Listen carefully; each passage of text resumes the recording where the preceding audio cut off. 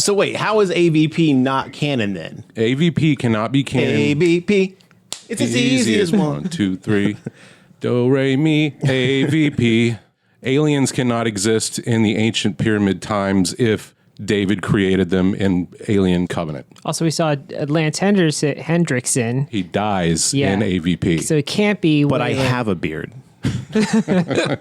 They just don't. Beards work. cannot grow in space, Mark. Yeah. It's one or the other. No, okay, Can't be both. that's point. I can see that now, but Prometheus is canon in the Aliens universe. Right. But- I think that's what John was saying. AVP might be canon in the Predators universe. And you know what? I'm willing to concede that, but I was Yeah. just like, wait a minute, it's got to be, because they said it was canon We've specifically. got a split canon going on Now, here. Prey did fucking retcon the stupid pistol thing, which I'm pissed about, but whatever. Yeah. How did retcon it? Because in the original story, basically it's a ship's captain that has it, and his crew mutinies, and a predator ends up and he has to fight off his crew because they go gold hungry. Now, is that a comic? Well, that wasn't in the movies, was it? No. This is like the story behind it. This is in the comic. Like, this has been the accepted lore forever. The predator recognizes, like, holy shit, he's fighting off all these dudes. That dude's kind of badass, and then basically helps him survive the crew, takes out the crew with him and stuff like that, and helps us live. And he gives him the gun as a thank you. Yeah, and so Predators that's how are the dope Predator like that. or Greyback has that. This sounds like the Star Wars Extended Universe fight. We're having some problems here.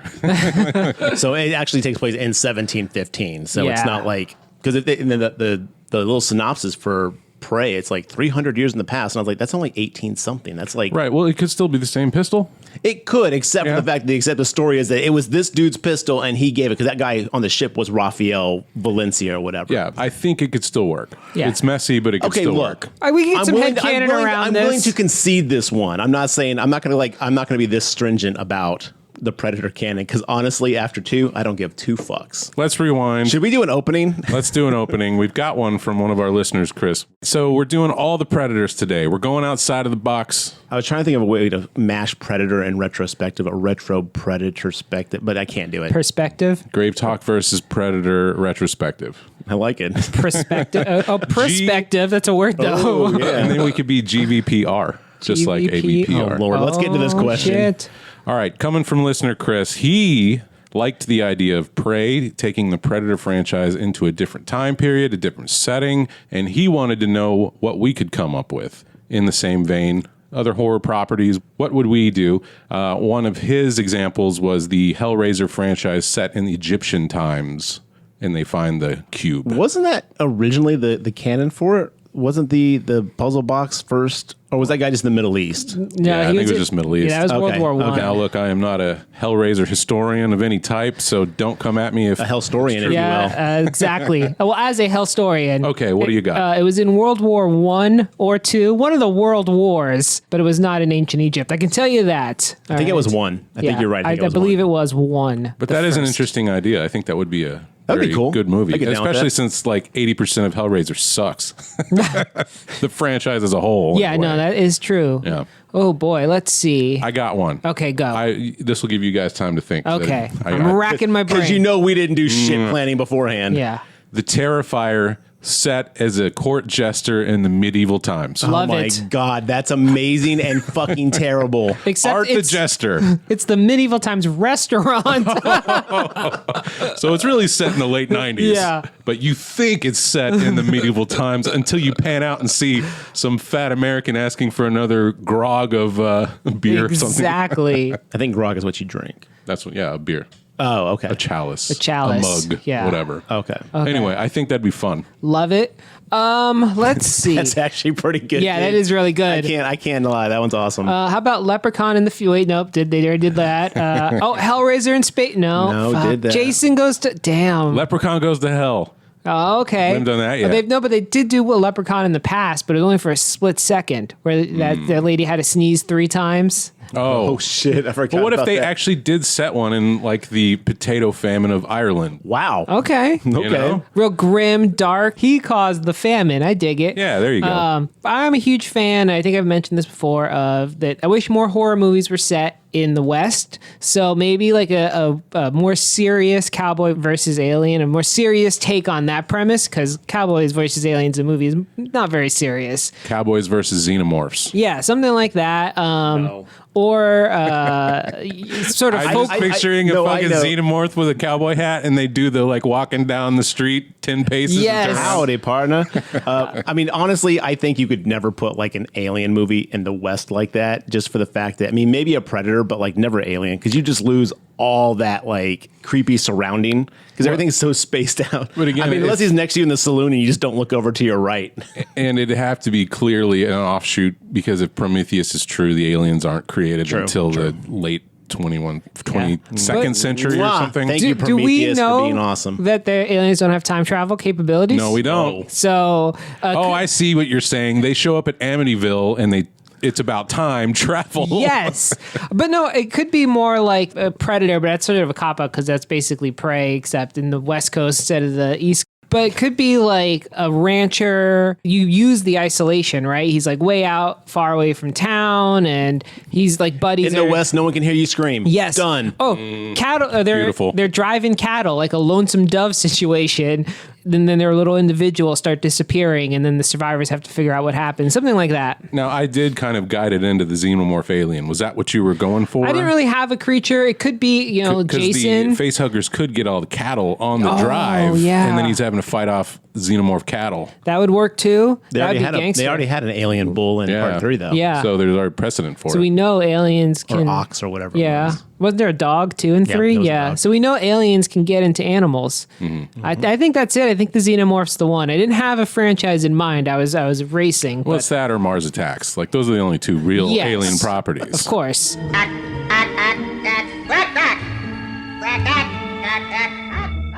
So I think that's what I'll go with. Okay.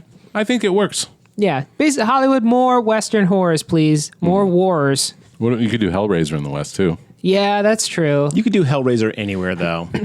Or Leprechaun in the West. Okay, Gold Rush time, 1840s. Mm-hmm. That's a gimme. Guys, if they can put something in space, they can do anything with it. That's okay? true. Yeah. They've already met the high impossibility of space. We Once can you put hit it that anywhere. bar, everything is feasible. Yeah.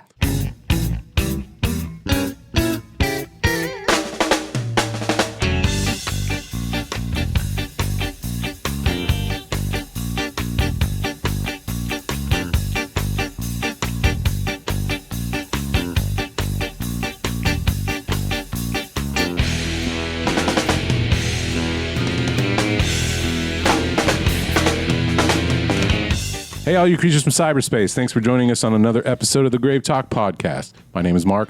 Again, joined with Garrett and John. Fellas, we're back. Man, this is going to be a long one. We did 7 movies for one episode. Yeah. I got the old bait and switched. I was promised punk rocks and tits. Well, that's coming. That's next week. Or not next week, better next be. episode. It better be. Yeah. Gentlemen, today we're here to talk about Predator. This was all spurred on by the new movie Prey, exclusive to Hulu, at least for the time being. Hey, did you guys get it? Predator and prey. It's a play on words. Yeah, What? Yeah. We explained that last episode. To you, specifically. We may have. Yeah. Time and space are a fucking mystery to me now. It's all made up anyway, so. Well, what is y'all's history with the franchise, Predator? The year was 1963. Garrett had just discovered cinema. Well, No. you're older than I thought. The movie had not come out yet. I saw this movie by accident when my uncle was watching it, and I was terrified by a specific scene, and I did not want to watch it. And then it took me 3 years, and then I watched it after that. This was the first rated R movie I ever saw. Oh, Really? this is a good one. I went into, I was 6 or 7, and I went over to my friend's house who invited me over, and his whole family was watching the movie, and they're like, sit down and watch this. And Sit down, kid. my young mind had not wrapped my head around rated R films yet. And it was the part where Duke and everybody are getting slaughtered in the forest. And I got up and left. I was like, I can't do this. Like me, I was like, I gotta go, and I just left because I was like, blood, killing, what? and then I your went friend's home. parents were like, we probably scarred the fuck out of that kid. Yeah, probably so. Of course, I'd come back and watch it years later, and I've loved it ever since. But yeah, it's got a special place in my heart as being the first rated R movie I ever saw. Okay. That's pretty cool. As with most movies, I don't know when I first saw this movie. It feels like I've always seen it. I've just always have seen. I was born having seen Predator. This was definitely one of the first like adult movies that I was Yeah. allowed to sit down and kind of watch. I feel like in the 90s it was always on like TNT or something, you know, so I probably caught it there. TBS Superstation Yeah. running this thing every other Thursday, you know. Yeah, exactly. So I probably watched it there, and then as I grew up, you know, I watched the unedited version, and it's a great, great, great movie. As for the rest of the franchise, I think I watched them once and then never watched them ever again until today. Oh wow. Well, that was kind of why I wanted to go back and watch every single one of them, because I couldn't tell you when the last time I actually watched Predator. Yeah. But I've seen it 100 times in my life, you know. But I was like, I got to see it again, because some people are like, oh, you're doing Predator? Please tell me the first one still holds up. Spoilers, it fucking holds Oh, up. yeah. Dude, if not the top 3 best action flicks ever fucking made. Hands down, straight into the action, Act no 1, fluff. banger. Act 2, banger. Act 3, wait for it, fucking banger. Man. Best handshake that two men have ever done. I mean, Son of a bitch. I just, every time I see it, I'm just like, oh, that's amazing. Well, let me confess the part that scared me as a kid that made me have to stop watching Predator, because it was not when everyone was getting slaughtered. For some reason, that kind of stuff didn't really bother me as a child. It's when Mac turns around to Carl Weathers and is like, if you give up opposition again, I'll bleed you. When he said that, I had never heard a man talk to someone like that before. I was scared as fuck. I was like, that's a dude who will eat your face. And I literally was like, because I was like, I never want to run into a situation where someone talks to me the way he talked to Carl Weathers. Scared the hell out of me as a kid. And Garrett's been on his best behavior ever since. Yeah. Well, that didn't last long. I mean, since I saw that guy shaving all the time, I thought that's what you had to do as an adult. So I've just been shaving for 30 years. With a knife. With a knife, naturally. Yeah. Oh, I thought you about when he like breaks the bick against the skin and it's bleeding. Well, That yes, was improv. That was actually he just started doing that as kind of as a thing, and they're like, oh shit, we can make him bleed that way. I just shave with whatever's around. So Bics, knives, spoons, forks, whatever. Pens, pencils. Watch, whatever Yeah. he can find. Head, shoulders, knees, and toes. I mean, You shave your toes. yeah, well, you know, I got hobbit feet, so. Well, let's get into it then. I've got every Rotten Tomato score and most of the back God, of I the thought you were going to boxes. say syphilis. I was so worried for you for a Oh minute. no, I got that cleaned up. Yeah. I'm better now. Come syphil with me. Come sipping with me. Oh boy. Anyway, I never That's a had t-shirt. it. Disclaimer: I never had syphilis. But you tell us the score, and we'll tell you the movie. Well, let's start out with another listener recommendation. Okay. Let's guess the last line of dialogue.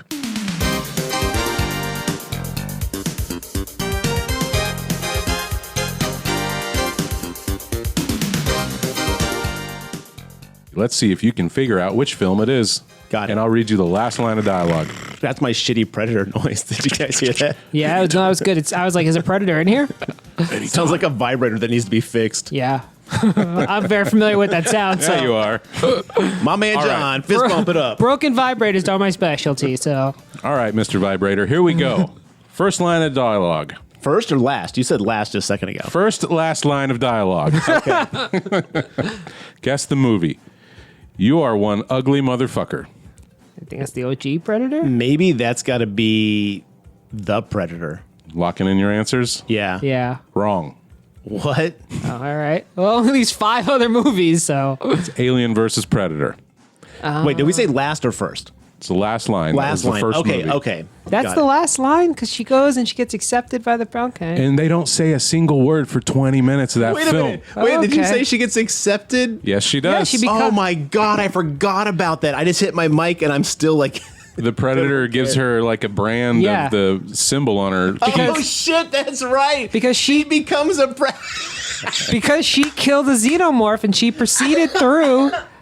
Oh my God. Okay. She made it through the ritual. I forgot about AVP except for wearing the xenomorph head as a shield which is a great idea. and the queen running through Antarctica. Those are the only 2 things I remember. Well, let's compartmentalize that for Okay, later okay. because we've got things to say Okay. about AVP. Listeners, this is going to be a long one, by the way. Strap in. It's going to be awesome. Like 25 minutes or so. Second, that'd be breakneck speed. We'd be speaking like the Micro Machines guy. These movies are awesome. Thanks for tuning in. Second movie, last line of dialogue. That's my new suit, Bubba. Hope they got it in a 42 long. Oh, that's Predators 2. Predator 2. You No, got to be that's- more specific, my friend. The second Predator film. Okay, Predator 2. Yeah. You can't say it in plural because one of the movies is plural. Oh, all right. That's what I mean. You got to be specific. The second Predator. I'm gonna say the Predator Garrett got it right. Oh, fuck. because I just watched Predator 2, and that is not the last. I line thought of that was dialogue. what was it? Bill Paxton's character. It He's sounds like dead, something man. he would say. Oh, that is true. He dies in the middle of that does movie, die. All right. All right, next film. Come on, come on, come on. Do it. This is as far as you go. No more. This is it. Fellowship of the Ring. That is You Predator. shall not pass. That is Predator 1. Are you locking in Fellowship of the Ring? Yes. Predator, Fellowship of the Ring. Oh, No, I think it is Predator 1, yeah. wrong. Damn. What? That is Prey. Now, technically, the last lines of dialogue No, is it's in the- Comanche, but I can't speak it, and that'd be too easy if I said it's in Comanche. Oh, She see, I goes didn't know we were back to counting her- the. Oh, yeah. I didn't know we were counting the Predator noise at the end of Prey. We're not human English dialogue is Well, what we're this going was with. not stipulated at the start, sir. I said dialogue. Clickety click noises from a monster is not dialogue. But it Just is. 'cause you I don't mean, speaks understand Eng- yeah, there is a translator in The Predator. Regardless, y'all are 0 for 3. No, I got the last one. I got Predator. Okay, the Predator. Garrett's winning 1 for here, 3. yeah. All right, next movie. You ready? Ready. Don't worry, asshole. You'll get another chance. That's part 2. That is Predator 2. That is a Danny Glover line, motherfucker. Oh, Garrett feels so strongly about this, and I have no I've idea. never felt more strongly about Danny Glover in my life. All right, I'm gonna concur. Never. Never. Okay, it is Predator 2. That's Okay. correct. You got it. Next one. My God. Predators. No, Predator's last line is like, let's find a way off this fucking planet or something like that. I'm going to say AVP 2. Incorrect. Oh. It is the original Predator. It's when they're on the chopper and they see the The pilot. bomb. And you know who yeah. says that? That's the guy who plays the Predator. That's the guy in the suit. The black pilot in that helicopter is actually the actor who was in the Predator suit for the whole movie. Oh, nice. Yeah. Okay. He got some skin time. I did a bunch of research on the movies I actually watched. well, good deal. Did zero research on the ones I didn't. I got so much AVP and AVP Requiem information. Y'all are not even prepared. Well, let's finish this out. We got 2 movies to go. All right, can't wait to get them wrong. This isn't for our world, is it, Miss Utani? Oh, that's got to be. That's an Oh, AVP. that's oh shit. That's No. 2. AVP 2. I think that's Predators. That is Alien versus Predator Requiem. Yeah. Wayland Utani, John. Yeah, Why did you think that'd be in Predators? I don't remember. These all run together. Which one? Yeah, it all fucking blurs together, dude. Remember, Wayland Utani is an alien property. Yeah, that's right. That's right. All right, last one. Garrett pretty much nailed it, but I'll throw it out there anyway. Predators. I'm answering it. now. Now, let's find a way off this fucking planet. Yeah, that's Yep, right. That's yep. right. I I thought got y'all would 4. do better. I got thought y'all 4. would- Yeah, okay, no, you Garrett did pretty great. good. 4 out of what? Yeah, How that's many a passing movies? grade. 4 out of That's like 7. a 60%. Yeah, all right. You know? Yeah. Boom. All right, John, you should have watched those other movies. I should have watched them closer. I did I'm going watch to the them. show, baby. Okay, we just kick it off with the original Predator. Actually, let's start with Prey. I said we pray. Oh yeah, we pray. We got the break just to make it today. Prey was the most recent, and honestly, I'm going to say it, the second best movie in the whole goddamn franchise. I think I agree. As much as I love Predator 2, Prey was a amazing flick. I think I'm going to put it under Predator 2 for me. Now, if you'd asked me 3 days ago before I rewatched Predator 2, I would have agreed with you. But fresh off a Predator 2 rewatch, Danny Glover. I feel like Predator 2 has way more stuff you can sink your teeth into and be entertained Yeah. as far as like just the spectacle of it. It's just so fun. Okay, also, we need to talk about how every one of these movies is an hour and 40 minutes long. Perfect. Prey is sitting at 93% on Rotten Tomatoes, and Okay. it's the only one with the critics to break 90. And it's at a 76% as of today with the audience. What is the original Predator at? Original's at an 80% with the critics and an 87 See, with that's the audience. baffling to me. I wonder if it's a time thing because this wasn't, they filmed it in Comanche also, and it has representation and stuff like that. And it also, we haven't seen a good Predator flick in so long. I wonder if this is doing better than the original because the first Predator is pretty much the same movie as this. Also, I mean, I think that came out in the 80s. This came out now. And I mean, critics back then were going to be harsher. It's the original Predator was like an Arnold Schwarzenegger action movie, right? It became this huge hit. But if you think about the run of movies my man was doing in the 80s, it was just another one of those. So True. The audience scores out of 250,000 plus. So that probably is a cumulative over the years. I was just curious about that because I mean, again, I really like Prey a lot, but it just seems exceptionally high compared to the first one since they pretty much are the same premise. To be fair, the lead actress is amazing in this. Yeah? I don't know what her name is. I'm surprised I don't know names of actors and actresses. I'm sure Mark will tell us. She was fantastic in this. So this one was directed by Dan Trachtenberg, who also did 10 Cloverfield Lane, which is a very good film. Mm-hmm. He also did an episode or two of Black Mirror and The Boys. Oh. The Bays. My man's got some range. Yeah, and this one stars Amber Midthunder, Dakota Beavers, Michelle Thrush, Stormy Kipp, Julian Black Antelope, and Bennett Taylor. So I really appreciate that they got some actual Native American actors to portray these roles. And from what I've read, I think this might have been some of their first movies. Not our lead, but I think Dakota Beavers, this might have been his first film, and he plays the brother, which I thought he did a fantastic job. Oh, he was my favorite character. Yeah, very good. Favorite character in the whole movie is that brother. But yeah, I was actually surprised at how much I liked this one. After the years of bad Predator film, or mediocre Predator film to be more precise, and then the terrible 2018 film, I was just expecting nothing at all. Favorite moment, go. When Predator kicked the shit out of that grizzly bear. But also the grizzly bear was holding its own for a while, so... Yep. Mark? I'm probably going to say the last fight. Okay. With the brother on horseback. Oh, that was really good, too. And him shooting the arrows around, the home-seeking metal arrows. All right. Yeah. For me, my favorite moment is where she's first like learning to use the axe on the rope, and she's going back and forth, back and forth, back and forth. I was like, okay, that is just one of the coolest shots ever. But followed and tied closely with the Predator holding a bear above him and having blood on it. I was like, I wrote down Blood Predator in all caps. I was like, that is the raddest fucking thing. That looks so good. No. Tremendous fight. Very Thank well God done. there was a beaver dam right there, or else she would have been in real trouble. Yeah. Yeah. And you know what? Considering that was a CG bear, I thought it looked pretty good. Yeah, all the animals I believe were CG in this. Yeah, I mean, I don't think the guy in a suit's going to fight a bear, so I we talk assume that about was this? 100% CG. Can we talk about the stupid fucking rattlesnake jump scare that Yeah. got me to jump out of my chair when it popped up on screen? I was like, fuck! Also, when they were running through that field, Oh, and he's leaving the blood trail behind him. Yeah. I wrote that down too. super good. Oh my God. And the one guy's like, all right, I think I got him. And she sees the laser, and she's like, no, he's got us, and poof, blows his I bloody also head want up. to point out something that this movie does that so many movies that deal with indigenous and Native American people like never do. At their campsite, there was brush all over the place. Like they were walking around brush. Like normally they just flatten the shooting like area, and then it's just like it's all just like flat ground, so they can like lay track or do whatever they need to. But there was tons of brush everywhere. I was like, wow, they are literally living in nature. That was a great. I don't know if that was done on purpose or not, but that was a small detail that made me feel like they were part of this land, as opposed to most other like Dances with Wolves and shit like that, where it's just like you guys set up some teepees here, you know. Yeah. All And CG I apologize, listeners, if we use any outdated terms. I'm not super up to date on them, but we'll do our best. So. All the brush was played by little people. Yeah. Oh boy. This whole movie was filmed on a soundstage. I just got done apologizing if we say anything slightly offensive. Please don't ruin this, Mark. That's why I said it.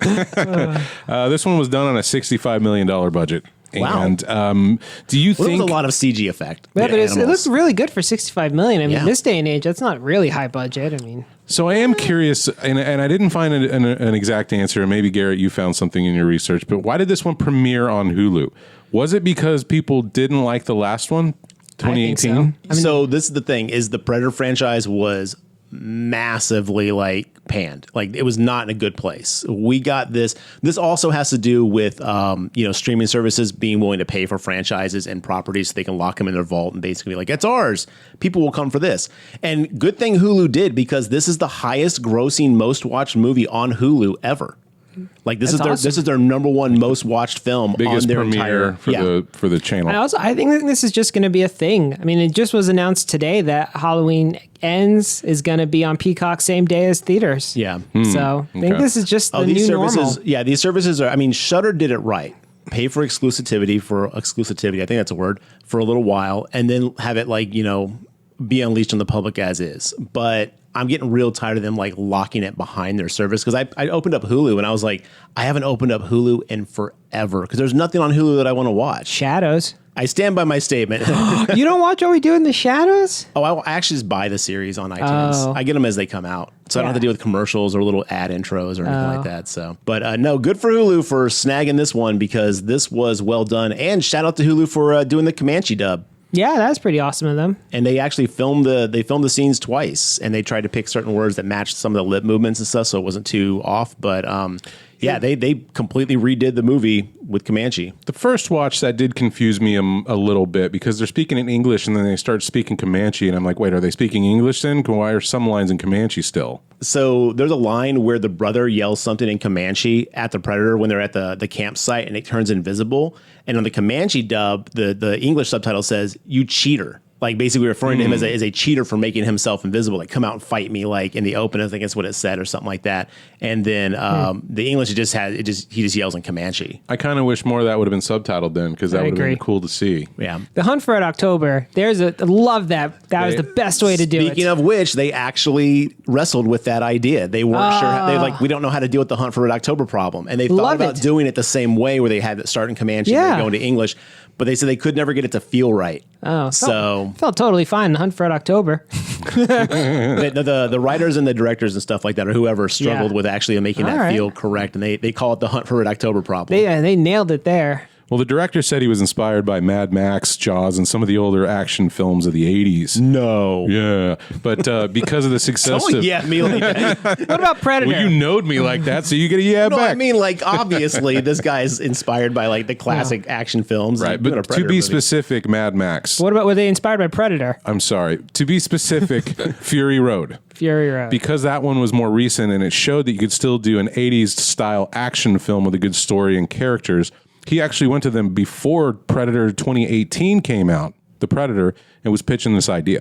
So let's also talk about how this idea for this movie might have been stolen from someone who made a fan film that was basically a Native American warrior, like, who had almost the same exact eye makeup and fought a predator, and it was like a fan film. And that dude's like, I've never been contacted about this at all, and they kind of just seem to have maybe ripped off my idea. And supposedly the director and stuff are like, oh, we didn't know about it, but I don't know. I believe that, because I mean, Predator goes back in time, has been like, it's for 25 years has been like, well, I want to see him in Rome, I want to see him here, I want to see him here. It's not an abstract concept, but at the same time, with people seeing everything online, things going viral, especially in the fan communities of like, have you seen that Joker fan film? Almost everyone has, I don't know. I don't want to call anybody a liar, because people come up with the same ideas all the time. Yeah. And this is a very kind of like, it's on the plate already. But yeah, that's kind of a little bit of a controversy. I wouldn't be surprised if this wasn't already a Predator comic somewhere. I do also just want to point out, like I said in our Nope episode, that the idea of Native Americans versus an alien race was done in the video game Prey, which came out in 06. Yep. To 06, 07. So this idea is already out there. Yep. Well, we wouldn't have gotten Predator 2 if it hadn't have been for the comics. Right. Evidently, the Predator 1 came out and it didn't do as well as they wanted it to. And they were like, let's do a Predator 2. And they were like, well, no. But they were doing a comics line, and it did so well. The comic books did so well that they were like, cool, let's do a movie. And that's why some of it's based off of the Concrete Jungle storyline and stuff like that. But yeah. Well, let's talk about the design of the Predator. We've got a bigger than normal Predator versus the one in the original film, I'd say, right? And I know that there's some sort of lore to the Predators where there's different hierarchy, different versions of the Predators. You've got bigger ones, different classes, perhaps. Was it the Predator where the big one came to take on the little one? Yeah. Yeah, so... But I think that was also in Predators, and I think it was in AVP as well, maybe to a degree. Yep. So we've seen that multiple times throughout the franchise. Did anybody look up the different race and styles of the Predators? Because I forgot. So it's not different races. It's just different clans and different factions. Okay. So as far as I could tell from my research, and again, nerds out there, prove me wrong, baby. They're the same race, but they have like different factions. It's like people, we're all Homo sapiens, but we have different, looks and feels to us based off where we are. And they're kind of nomadic. I want to say more like maybe like Vikings. So this is called the Pharaoh Predator is what it's known as. Okay. Because of its, look and its feel. And it is much more technologically, what's the opposite of advanced? Unadvanced. Unadvanced. There we go. I like devanced. Why not? New word. Webster, we're putting it in.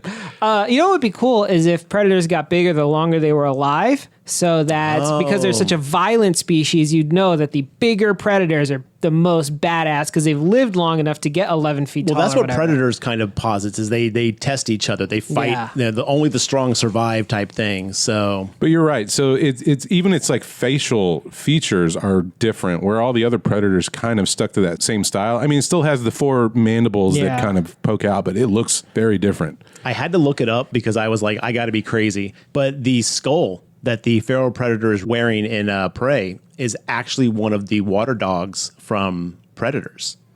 So he got tested on that planet and may have gone straight to Earth at that point. So the dogs with all the tusks and Yep. bone things Yep. coming out of its That's head. one of those skulls. That's Yeah. pretty cool. It gets Yeah. domesticated in the Predator. No, it's not the same dog. Oh, different dog? Different Okay. dog. Okay, we'll get Anyway, so Prey. As we mentioned, we're not going to go beat for these plots, but it is about a young Comanche girl who wants to become a warrior, right? Yeah, she wants to become a warrior of her tribe. And this is a pretty tried and true story, right? We see someone who is considered to be of a lower status in their society, and she wants to buck the trend, and she wants to be considered on equal with her male counterparts. Yeah, it's a right? very feminist story. Luckily, I think it's done well enough, and I believe that this girl would be able to ascend to this stature that War she gets chief. at the end. Right. She's very, very crafty. She thinks about a situation, and it's shown throughout the film that she thinks more than a lot of her male counterparts when they go on hunts. She's like, we're going to go track this lion, this mountain lion. And she's like, we'll get up in the trees, we'll do this and this. And they're like, that's not a hunt. And I love that in movies because when your main character has to think outside the box to be able to meet that base level that everyone else just takes for granted because that's the way society or a certain thing is done. I love when you make a character have to really kind of like think beyond that and become more to get leveled with, a status quo type thing, because you always get some of the coolest ingenuity and like thoughts and scripts when they do that kind of stuff. You're like, oh shit, that's rad. I didn't know they're going to do that, I also like when characters have to approach things differently based on their strengths, right? Like she isn't as physically strong as these other hunters or whatever, so maybe she can't approach things as head on. So she's being like more tactical about it, and obviously that helps her a lot in the end, which I'm a huge fan of.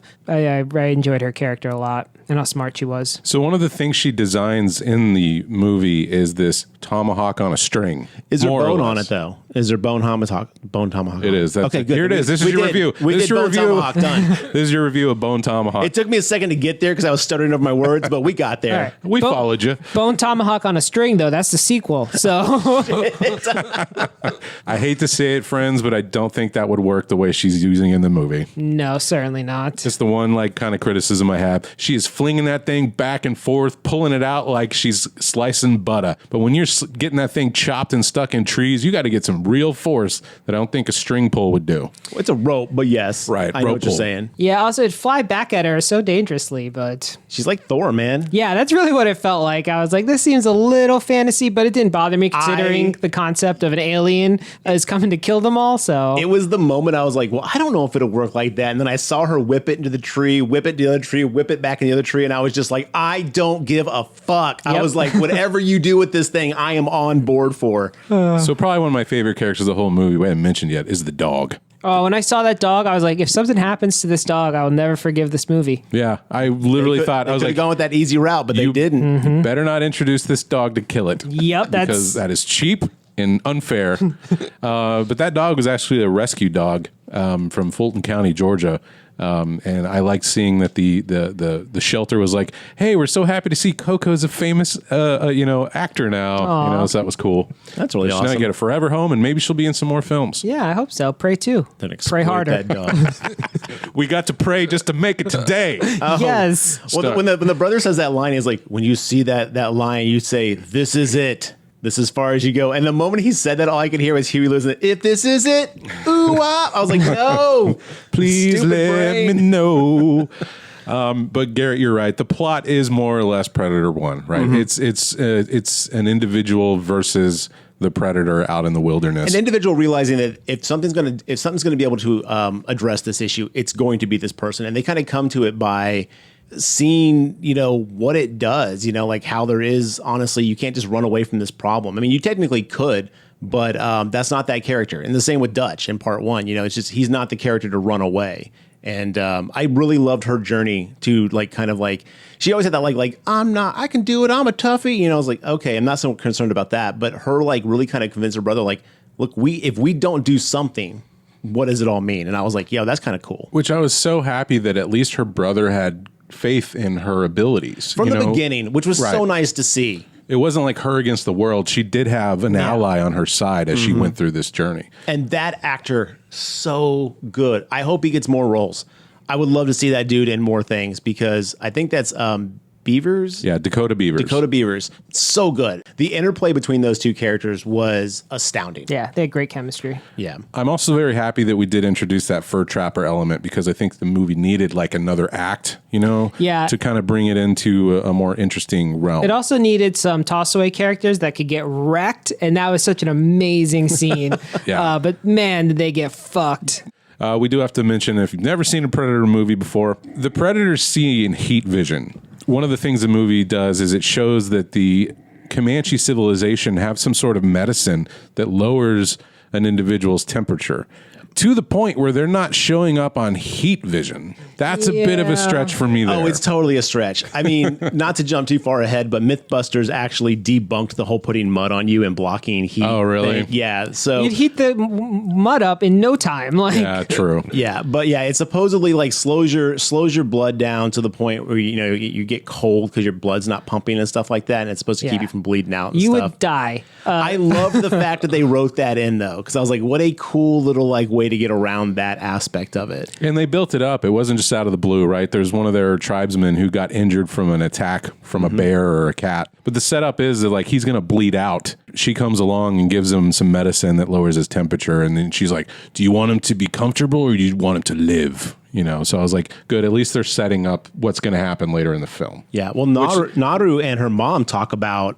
Naru's the main character? Yeah, Naru's the main character. Cool. In the tent early on in the movie, she's like, how did you know about these? And she's like, you taught me, Mom. So, because the mom's disillusioned. The mom's like, oh, my girl's not behaving. She's going to buck the system. She's going to be a troublemaker. She wants to be a warrior and not know her place. And she's not shy about saying that to her either. So one of the things that I was confused at first was when I was like, French fur trappers, did they really jump in on the whole buffalo genocide too? No, they did not. From my understanding of history, and this, I mean, I could be wrong they're about not this. killing buffalo, aren't they? No, They did. They Yeah. skinned them all out in the fields. right. Well, in Then the you find movie the they did. cigar I of the forgot. guy. That's right. But they're no. Which I think is a nod to Dutch. Right, he was always smoking cigars. But no, so the French fur trappers, I believe, they didn't do that. They didn't slaughter and leave the buffalo all over the place. But these guys are assholes. True. So, But it wasn't until like a couple hundred years later when the Western expansion happened. That's when they were just basically slaughtering and leaving. Yeah, I didn't even know there were buffalo like in the eastern part of the U.S. Because they couldn't be that far west because they just didn't go that far west. Well, it could be in the like 17th. Minnesota area. You know. But were there buffaloes there Yeah.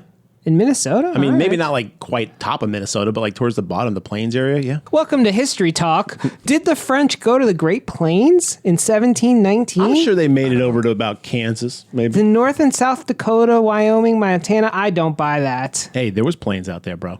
You don't get to decide who has plains and who doesn't. No, I know plains are there. I don't think they made it. From my basic research here, the buffalo extinction didn't really start until the 1800s, and yeah, this movie's about 100 years before that. So no, and according to, let me see. All right, somebody get Ken Burns on the phone.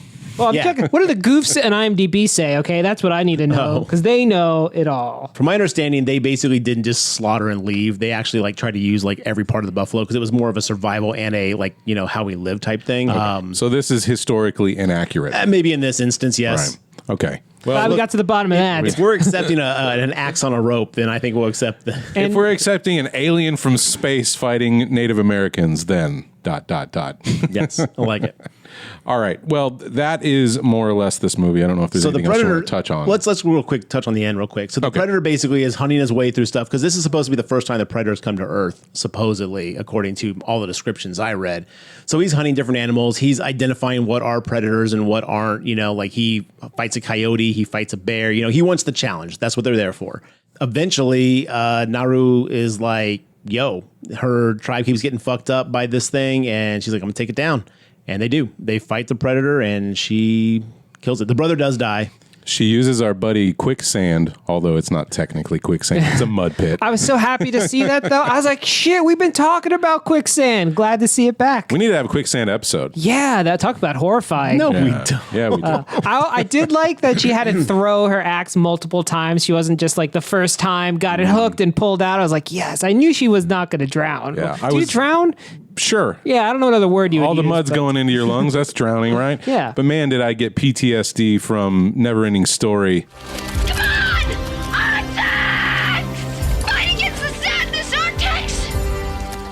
Artax in the mud. You know what I mean? I was like, Oh, this that'd been is great that. if she had to like convince her dog not to be sad. The dog sinks right in front of her. Right. Oh boy. Cereal. Ah! I would have cried like a baby again. Don't kill the animals. Truth. But she uses that mud pit to get the predator and uses his helmet tracking against him. That was a pretty cool thing. That the helmet is a very primitive version. He doesn't have the laser gun like all the other predators in the other movies. Right. So he's just got like these like darts, and the laser sights just kind of control where the darts go. Kind of like Yondu from Guardians of the Galaxy. I guess when it's out of range, it just goes forward because he was trying to blast her with them, and he didn't know that the helmet was positioned where the dots were on him, right? Because he's pointing the arm, shoulder like arrows Yeah. at her head, and it zips around, comes around, and gets him right in the Well, head. I think maybe out of range. Yeah, they go straight, Yeah. or the helmet's not Well, that's active. what I was thinking. Maybe he thought the helmet was too far away for the guiding Or he didn't system. have the helmet wasn't active. That was the weakest part of the movie. Like, Honestly, by that was the one far. I had to stretch the so most dumb. for. I was like, I don't know, but it looked cool. It did look cool, but the very, very end part, like that, I was like, weak. You could have not thought of a better way to do this, but whatever. I loved this movie though. Like, Yes, I loved the it too. cinematography. Some of the shots alone, I'd put as a poster. Like, they're so good. But the Beautifully shot. the Absolutely. actors and actresses, beautiful actors and actresses, beautiful scenery, beautiful cinematography, incredible actions. Man, just really good. It deserves the praise it's getting. I agree. To close the loop here, according to IMDb, though, very wrong on its indigenous history. Apparently, the Comanches lived in Texas and New Mexico and Arizona, not lush forests. Well, woods. I wouldn't call them forests. and the but French people never made it down to where they were. So, Are you Comanche of the Minnesota Comanche? oh, Well, it sounds like 3 recommendations for this one. big time. Definitely. Yeah. All right, go check it out if you haven't seen it yet. It's free on Hulu. Well, if you pay for Hulu, of course, right? Yes. If you pay for Hulu, it is free. Is this the part where we talk about how I had to take a break from Predator movies at this point? And I went and watched 2 episodes of Golden Girls. I did. I was watching The Predator. I stopped halfway and watched Lower Decks, and then came back and finished it. I did have to stop 4 or 5 Predator movies deep, and I was like, I can't do this anymore. I was like, I had enough of these quips. Pause. Well, let's just say you should not marathon the Predator films. I did so in 9 days, and I don't recommend it. Yeah. But you know what, gentlemen? I did 5 in one night. That's too many. I did crazy. 5 in 3 days and was dying. On my Predator journey, I had a coming to Jesus moment with this franchise. As I stated, this was one of my favorite ones as a kid, my first rated R experience.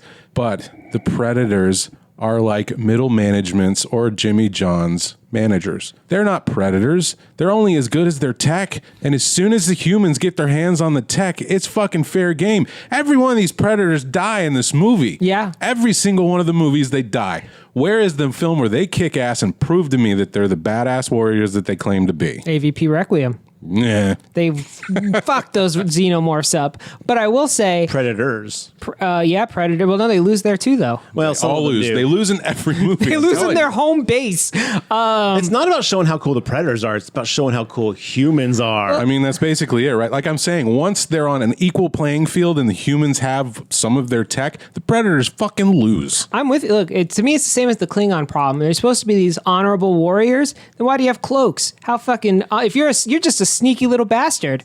And you kill people from the cloak. So it seems unfair to me. All these movies' plots are just about the people getting hunted, figuring out what the fuck is going on and getting on equal playing field. Well, Mark, that's why we're the most dangerous game. God, we should have done Most Dangerous Game. Now, let me ask you this question. What is the Predator tech they need to design to keep their asses from dying? Oh, very easy. If I already have an answer. Okay, good. Is it the tech that if you're not a predator, the tech doesn't work? Yes, it's tech that we already have Yeah. now. Fingerprint scanner, Your face facial ID. recognition, all that shit. Put in your tech, Predator. What are you doing? Very, very poor informational security there. Look, yeah. guys, you're missing it, all right? It's about being potentially vulnerable. It's about your prey having almost as much of a chance to kill you as you kill it. I don't buy that. There's nothing scarier than when you're out bow hunting and a bear knocks you down and then takes your bow and then pulls it back and aims it at your head and says, "Stick around." I mean, that would be amazing. Number That one. happens so often when the deer get a hold of the rifles and go hunting for hunters. that's why you're supposed to make yourself as big as possible and be like, "Kill me, kill me now." do it now. Regardless of that huge flaw of the franchise, I still love it. Agreed. Here's a question for y'all. Now, of the Schwarzenegger action films, what's your favorite one? Eraser. Just kidding. Nobody says Eraser. I was like, damn, deep cut. It's got to be Predator or Commando. Predator or Commando. Okay. Those are mine. Oh, Terminator. Terminator, Predator, Commando. That's the trilogy. That's not even, you can't pick 3 for 1. I was going to give you 2, but Okay, Predator and Terminator. okay. It's got to be Predator. I mean, I love Running Man, but Predator Running is Man's good, definitely a better film. I would go Terminator 2, Ugh. then maybe Conan, then Predator. And to be clear, that's Conan 1, not 2. That movie was trash. They got a Predator. Oh, Conan versus Predator. Oh, yes. I'm in. Yeah. The Expendables versus Predator. Oh, well, the Expendables will win, so. All right, we're talking about the original now, right? Yeah, the Predator OG. one. Let's talk about Betamaxes in the back of the box. I thought we were trying to pick up time here. Come on, I found a Betamax. Let me read Okay. it. We got to do the back of the boxes. It'll save with some of the plot time, too. Boy.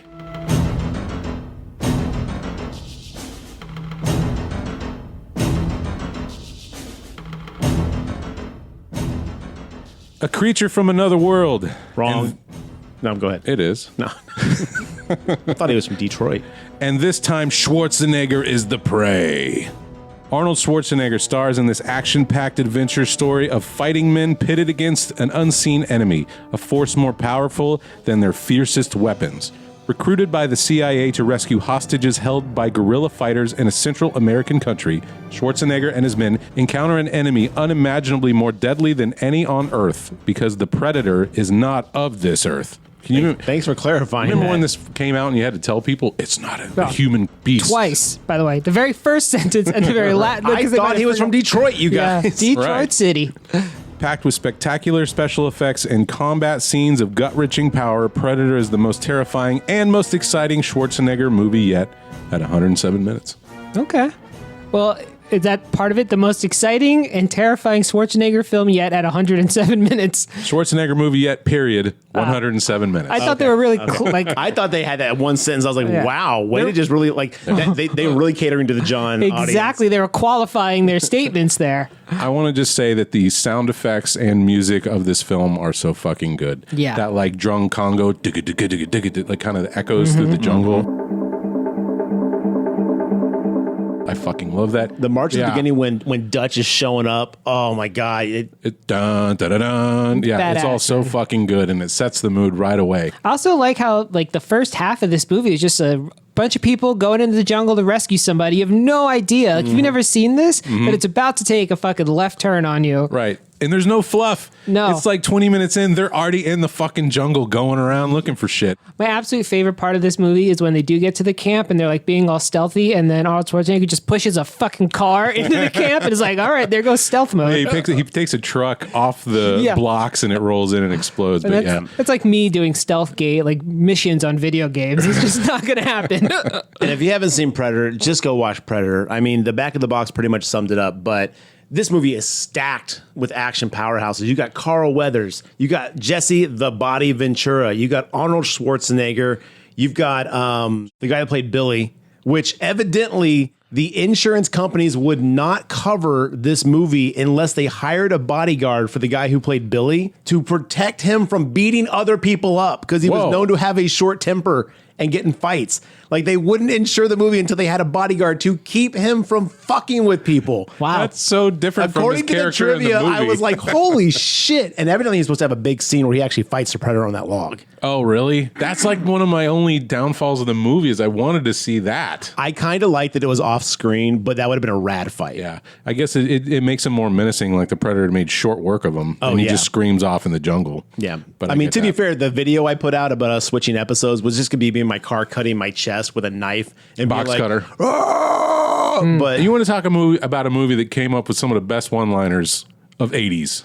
well, this is Schwarzenegger 101 in the 80s, man. You didn't make a movie without 6 or 7 quality one-liners. Do it now, kill me now, get to the chopper, you know? I wonder if those became one-liners because of the moment, but I think like stick around. That's such a good That's one. a one-liner. Stick around. The do it now is just get to the chopper. See, that's a memorable line, but that's not a one-liner. I ain't got time to bleed. That's a one-liner. Good one. Yeah. Yep. Delicious. I wonder if Arnold knew when he said "get to the chopper." They're going to put that in every Predator movie until Prey, probably. You are one ugly motherfucker. Another one that they say He over said and over. he said the get to the chopper is his favorite line. Like his Okay. favorite like line that stuck around from all his movies. We've got a fairly big cast, right? We've got, about 7 or 8 soldiers that's going through the jungle. I believe they call it an ensemble. Ensemble. Yeah. But they're all well defined. Yes. At least for the most part. Maybe they're like 1 or 2 white guys at the end that kind of bleed together.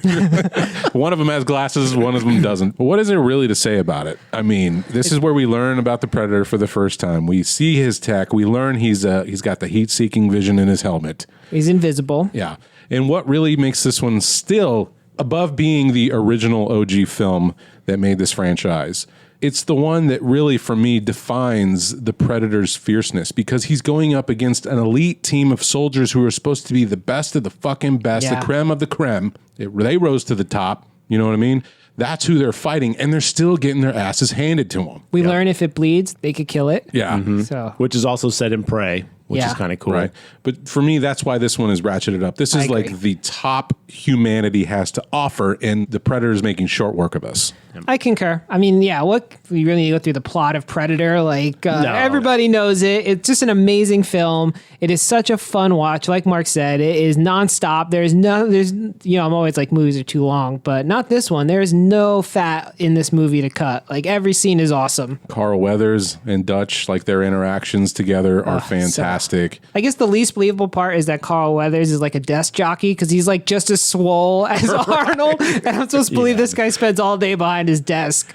And he turns out to be kind of the guy that tricked the whole team out there in the first place. Yeah, He and let he him was- out there on a false pretense to go save some people. Right. Like they were captured by drug lords or whatever. They were looking for information about an invasion, but he lies about a rescue mission to get Dutch's team out there. And I guess overall, it ages fairly well, but there's a bit of chauvinism in here. You know, just like this macho feeling to it. You know what I mean? But that was the whole point of this movie. Absolutely. Arnold yeah. basically said that when they were casting this, he's like, I want bigger people. Like, he's like, we need to be so big and imposing that people just know that we're unstoppable. Right. So some crazy tidbits that I found out while researching this, because you guys said that JVCD, Jean-Claude Van Damme, was originally the Yes. guy in the costume for the Predator. And I had no fucking clue about this. So I went on this mad tear of like researching stuff. That's how I found out about Sonny Landham needing a bodyguard or else they wouldn't insure the Yeah. movie.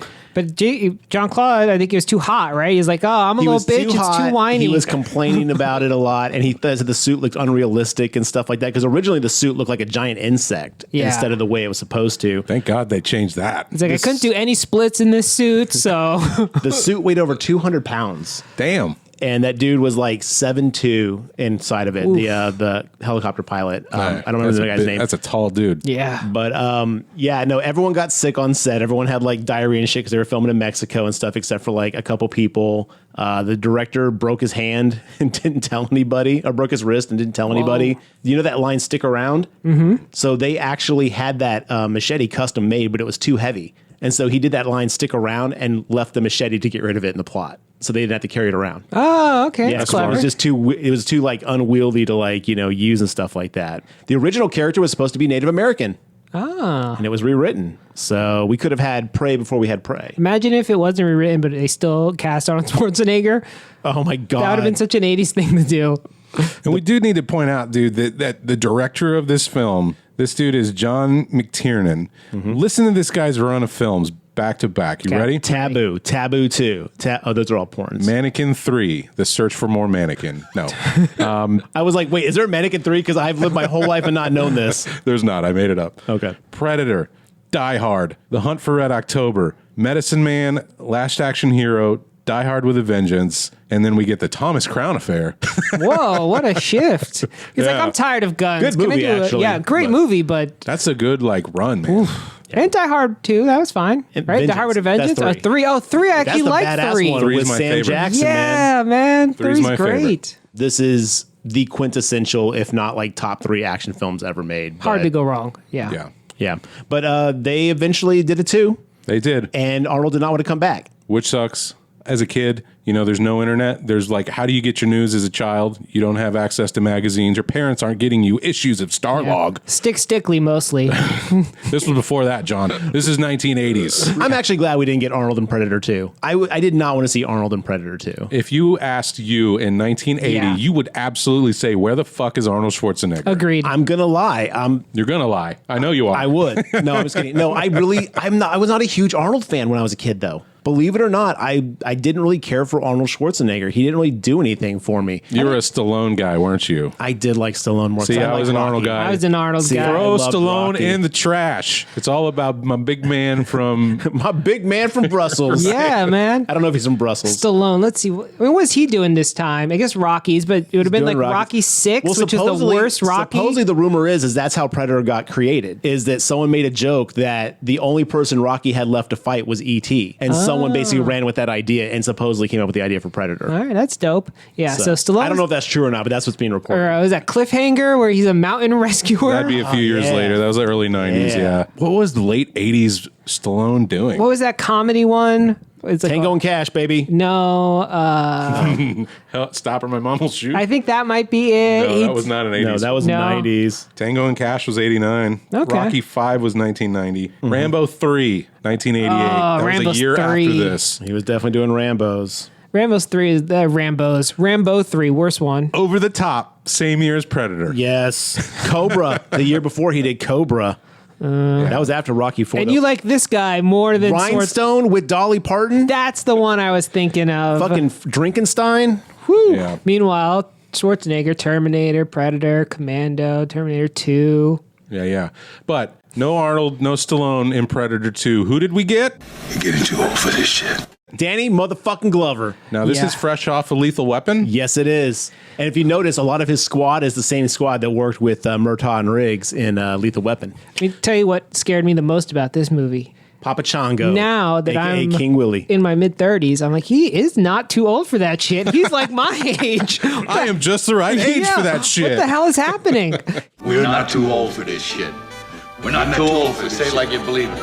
We're not too old for this shit. Yeah. He's ready to retire at 40? I mean, Yeah. I am too, but There was just better pensions back then for cops. You know what I mean? as a kid, I thought he was very old. Now, no, he is not. I will say this about 80s cops, though. Perspective. They got paid by the bullet fired. Absolutely. Okay? And the price of cars did not matter. Yeah. You could fuck up a car on every single mission you went out on, and it didn't matter. That's true. Well, this one's at a 32% with the critics and 44% with the audience. Wow, that's about way right. lower. At No, the that's time. about right, dude. I guess I was oblivious to the hate of this movie because when it came out, I fucking loved it. I mean, I'd been waiting for Predator 2 for so long. My neighbors had the Predator 2 poster up that like diagrammed all his new gear he was getting, Ooh. the smart discs, like all that shit. Like we were stoked on that movie because the Predator is just such a cool design of a creature. The suit is rad, you know, that the mandible face that we mentioned at the top. Like it's just a great design for a monster. What year did this come out? This was 1990. This movie might be the first time I ever saw tits in a movie. I can't remember for positive, but I clearly remember that scene where the crack dealer is like banging out that girl and me going like, hold up, wait a minute. I think something's going on. That was your awakening, huh? That was definitely that, and Van Halen videos were definitely like some of the things Yeah. that like really was like, oh, wait a minute. You were hot for teacher? Oh, without a fucking doubt, dude. So what is the premise of this one? Someone listened to Guns N' Roses and was like, jungle, baby, in the city. No, Yeah. it was based off Concrete Jungle, the comic book that they did. The Predator, because of the crazy LA gang violence and stuff like that, is attracted to LA, and then it's hunting like the most dangerous prey in, which is, I think the movie takes place in 1997. Right, when it's supposed to be in the to- future, and that's what was confusing at first for me, because the gang violence in this film is ratcheted up almost to like the Warriors RoboCop level. Yes. Yeah, RoboCop Right. stuff. There's the unbelievable levels. The early 90s really thought gang warfare was just going to overrun the country by like 1997. There are so many movies where that is like the premise. Valid concern. You Demolition never know. Man. There's Oh, a yeah. Sylvester movie. That was way in the future, but yes. It was like Same exact 93. thing. Oh, God, you're right. So, but yeah, same era where it's like the No, I'm saying in the movie it took way more in the future. but Oh, yes. well, yeah, eventually, but it whatever. It doesn't, different let's get into podcasts. It starts, I think, in like 97, 98. Then he gets cryogenically Oh, you're right, frozen you're right. to the future. No, you're correct. But they're like, in the 90s, gangs are going to run America. This whole place is going to fall apart. Escape from LA. Yep. So let's just list all of the movies about gangs. But anyway, so interesting premise.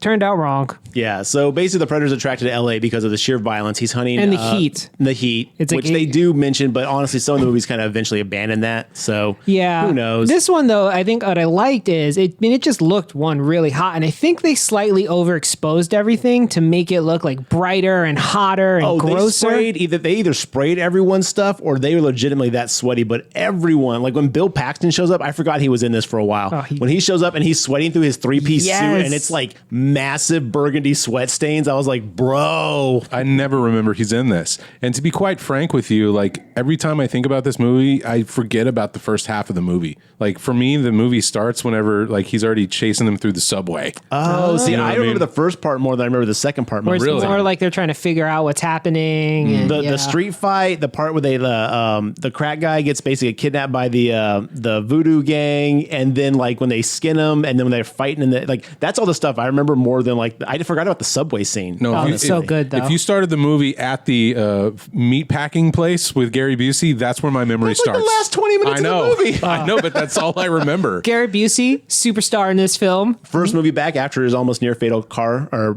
motorcycle accident. Well, glad to hear that this is what he picked, because he brought 125% to this film, and I was there for it. Little tidbit: did you guys know that Bill Paxton and Lance Henriksen were the only people to ever be killed by a Terminator, an Alien, and a Predator? I did know that. Yeah. Okay, well then fine. Shut the fuck Yeah. up, John. I'm telling Mark. Oh yeah, AVP. I was like, when did Lance Henriksen? Yeah, get that was killed? in my AVP trivia. He's number 2.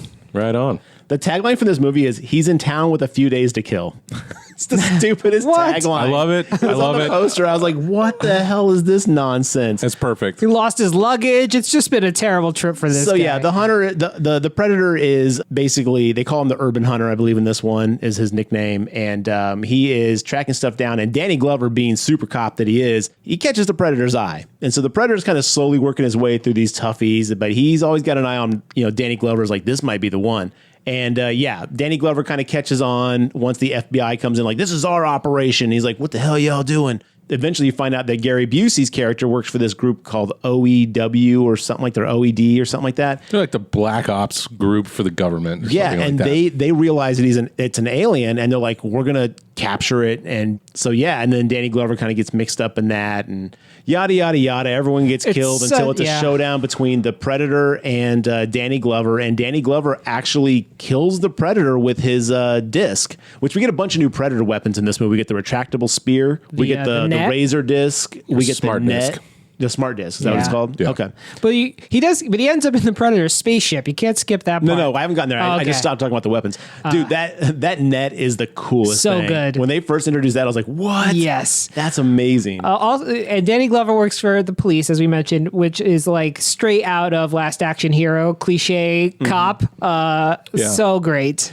No one tells off a commanding officer like Danny Glover. Can we all agree on this? But he also is a command. Poor Danny Glover's like middle management, because he also is, because he's like, this is the speech. I got one. You better listen. He's so fucking mad. Yeah. This whole fucking movie, he's just like at a 10. Yeah.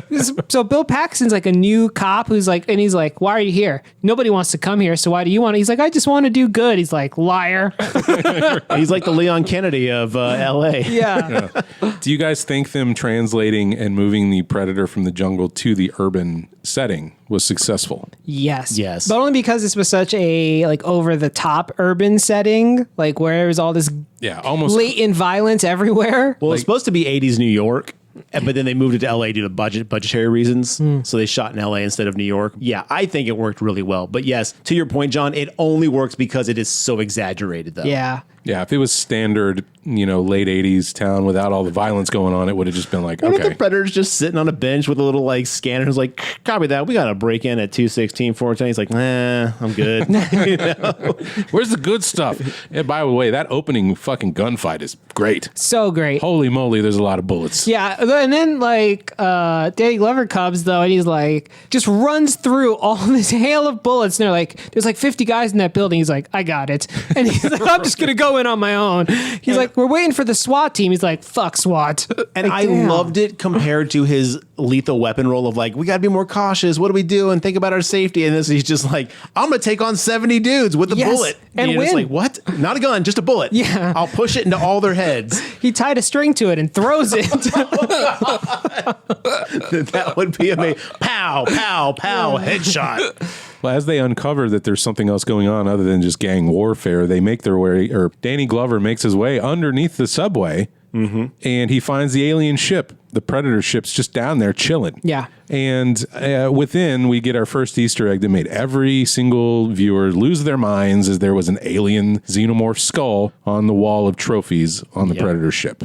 Now, did this predate the comic book AVP? Yeah. Yes, it did. This This I believe, was is the what first leads nod to- to it. Yeah. Gotcha. And it was in there only to be just like an Easter egg fun, like Yeah, they not never- to spin off this whole Yeah. universe. But, But hey, the fans went fucking ape shit. Yeah. Like that became the only, like after this movie, they didn't make a Predator film, I think, for almost 20 years. yeah, you said this 1990, so it would have Yeah. been 14 years because It was 2004 is some when AVP crazy came out. long time. The studio didn't want to make another Predator film because Predator 2 had been so bad. But instead, they were trying to focus on AVP, but it got caught in like production hell for years and years and years, and eventually dropped. Well, they had to make Alien 4 with like bionic clone Sigourney Weaver. They didn't have time to fight predators. Okay. We've got Alien Resurrection to make. Yeah, All that's what right, it we're was. busy here. But like I said, every Predator is outwitted with its own tech, and Danny Glover's smart disc cuts off its arm, chases it back to his ship, and proceeds to kick the fuck out of him. You know what we have not mentioned yet, though? The Predator has glowing green glow stick blood. Right. We Yeah, should have It mentioned is that. so fucking cool because, like, in the jungle, you've got the green, lush jungle, and then you've got like this neon green splatter all over stuff. And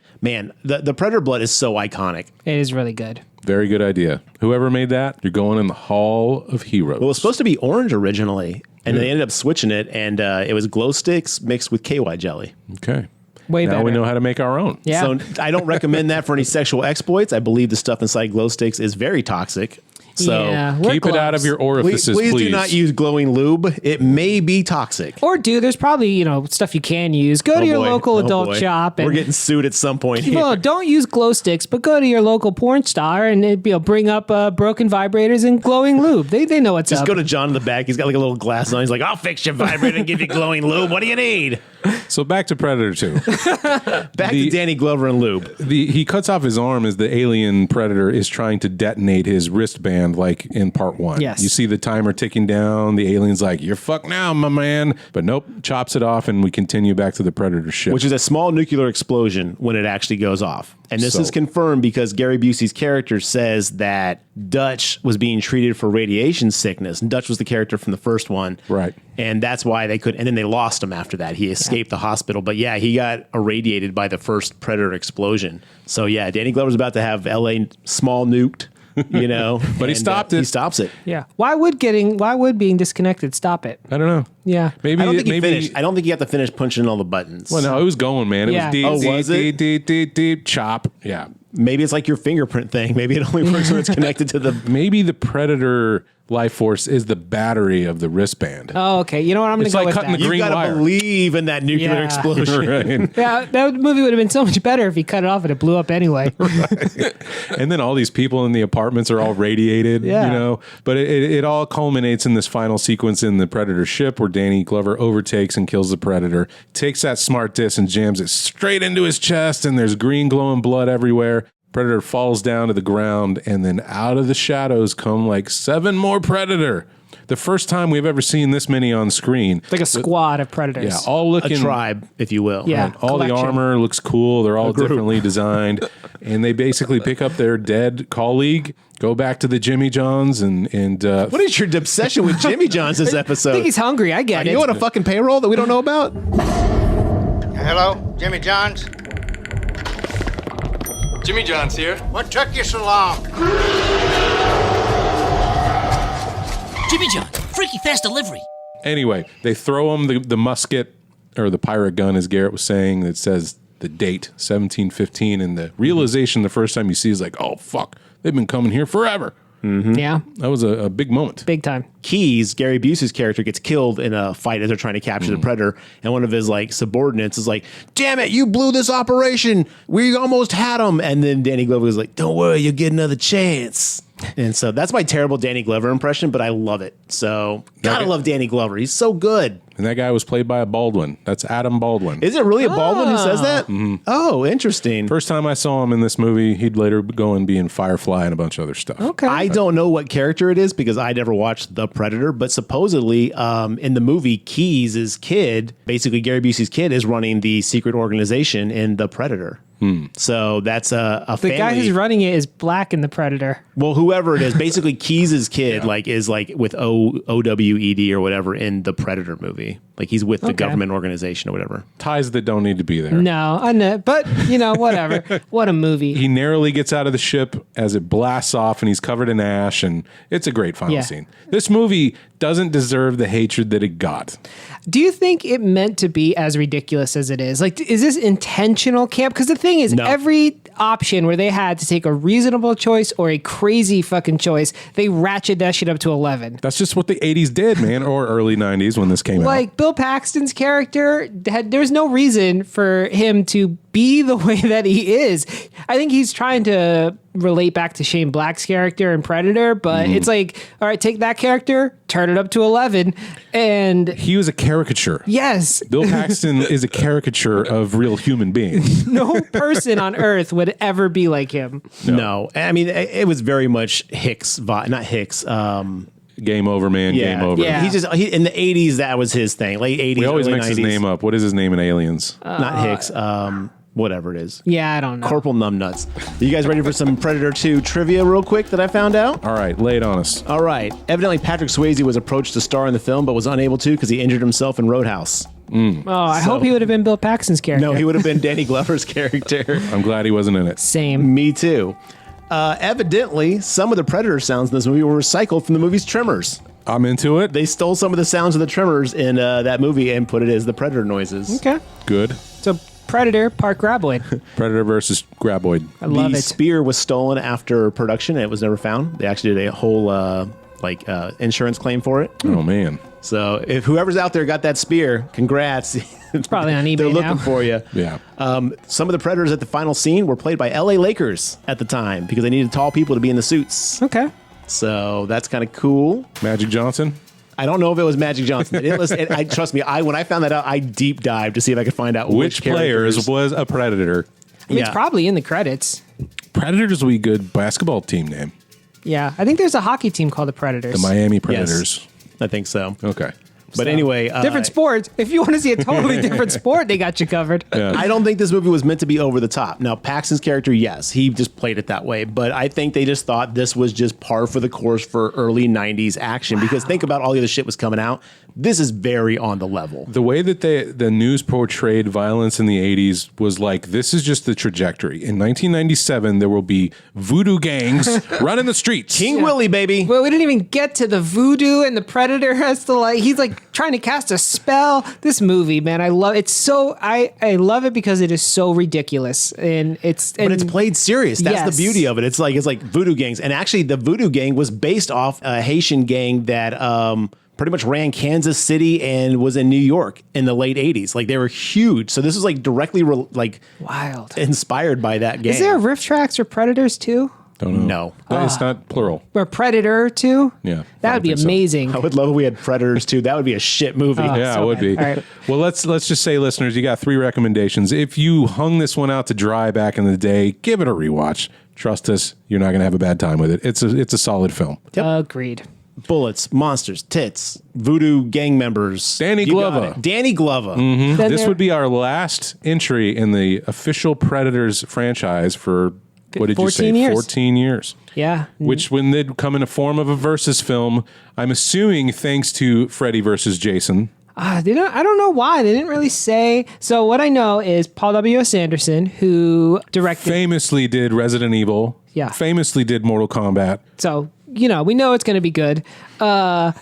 Just walked in and verbally pitched this and said, hey, Alien versus Predator. And in the room, it was greenlit. They're like, yes, let's do that. Go, and go. Yeah. Oh, yeah. No, like 9 studio execs came in their pants the moment they said that. They're like, 2 established franchises, how could we lose? Which, here's some bad news, though. Totally cockblocked another movie that they were going to make, which was going to have... Mac and Me versus E.T. Oh, shit. would have been great, but no, they were going to make a new Predator film with Ridley Scott and James Cameron. Oh, get fucked. And Fuck you, Paul S. Anderson. and when they heard of this, sorry, no, it was gonna be a new Alien film. They backed out and were like, "Fuck that! You're gonna ruin the franchise if you make this film." We could have had Prometheus. Yeah, basically. God damn. With Cameron? They even had Sigourney Weaver signed up, but all 3 of them dropped it. They respectively heard of this crossover as they both disliked the idea, dismissing it as franchise milking. These Yes. 2 just lost a full point in my book, dude, for this. I'm not even kidding. That's That's- just a pregnant cow who has seen so much milking. I don't know if cows have to be pregnant to milk or not. When Scott was asked Oh. about his God, I know nothing about cows. they just The udders only work if there's a baby calf inside. Look, I didn't want to make a lactation porn reference. Okay, guys, come on. When Scott was asked about his opinion of the movie, he said that he had to make sure to not damage his very nice relationship with 20th Century Fox. But James Cameron, on the other hand, admitted that he enjoyed it despite his initial reservations and placed it third Wait, on the his guy favorite. who made Avatar and eventually Avatar 2 and 3 and 4 liked this shitty idea? No. He placed it third on his favorite Alien movies. What other garbage has Cameron done? Out of how many? 5? Well, how many aliens would have been at the time? This 1 would have through been 4, and then 2012. this one, right? Yeah. Oh. So No, well, then both our AVPs would have been out by then. Yeah. So, okay, out of 6. out of 6, which starts halfway. He put this one over Alien 3? Well, it doesn't say. It didn't say what 1 and 2 would be. Oh, no. I'm sure they're all out of order. He just said this Fuck is you, James Cameron? this is third in his. He puts his third on his favorite films, Alien films. Wow. Well. All right, well, let's get into the rest of these shitty Predator films. Game over, man. It's game over. AVP, Alien versus Wait, Predator. Was that the next one in the yeah, franchise? that's the Yeah. next one out. No, I thought Predators. No. That's 2010, dude. This is 2003. It goes this Requiem, then Predators. Oh, no. We would go for 20 years without a proper Predator sequel, and then we'd get these versus films instead. All right, let's burn through this bullshit. So, John, after rewatching AVP, I have not seen it since the theater Okay. in 2003, which I loathed it. The theater?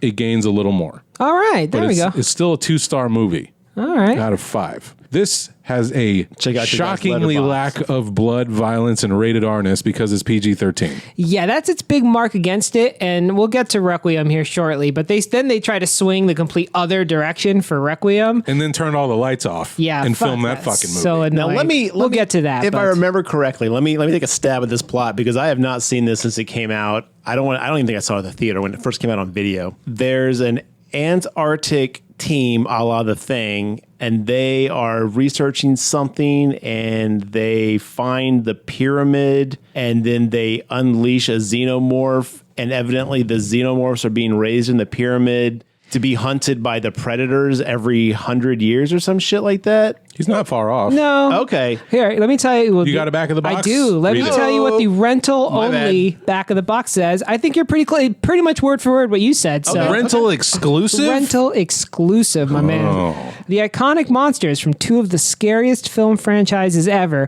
battle each other on Earth for the first time. The discovery of an ancient pyramid buried in Antarctica sends a team of scientists and adventurers to the frozen continent. Thank God.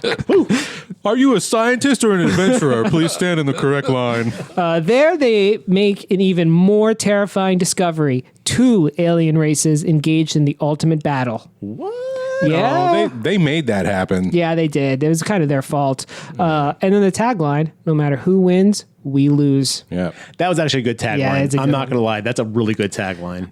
We're sitting at 22% with the critics. And Correct. Yeah, and 39% with the audience. So where are my 39%ers at? The old 39. That's what we call ourselves. Right.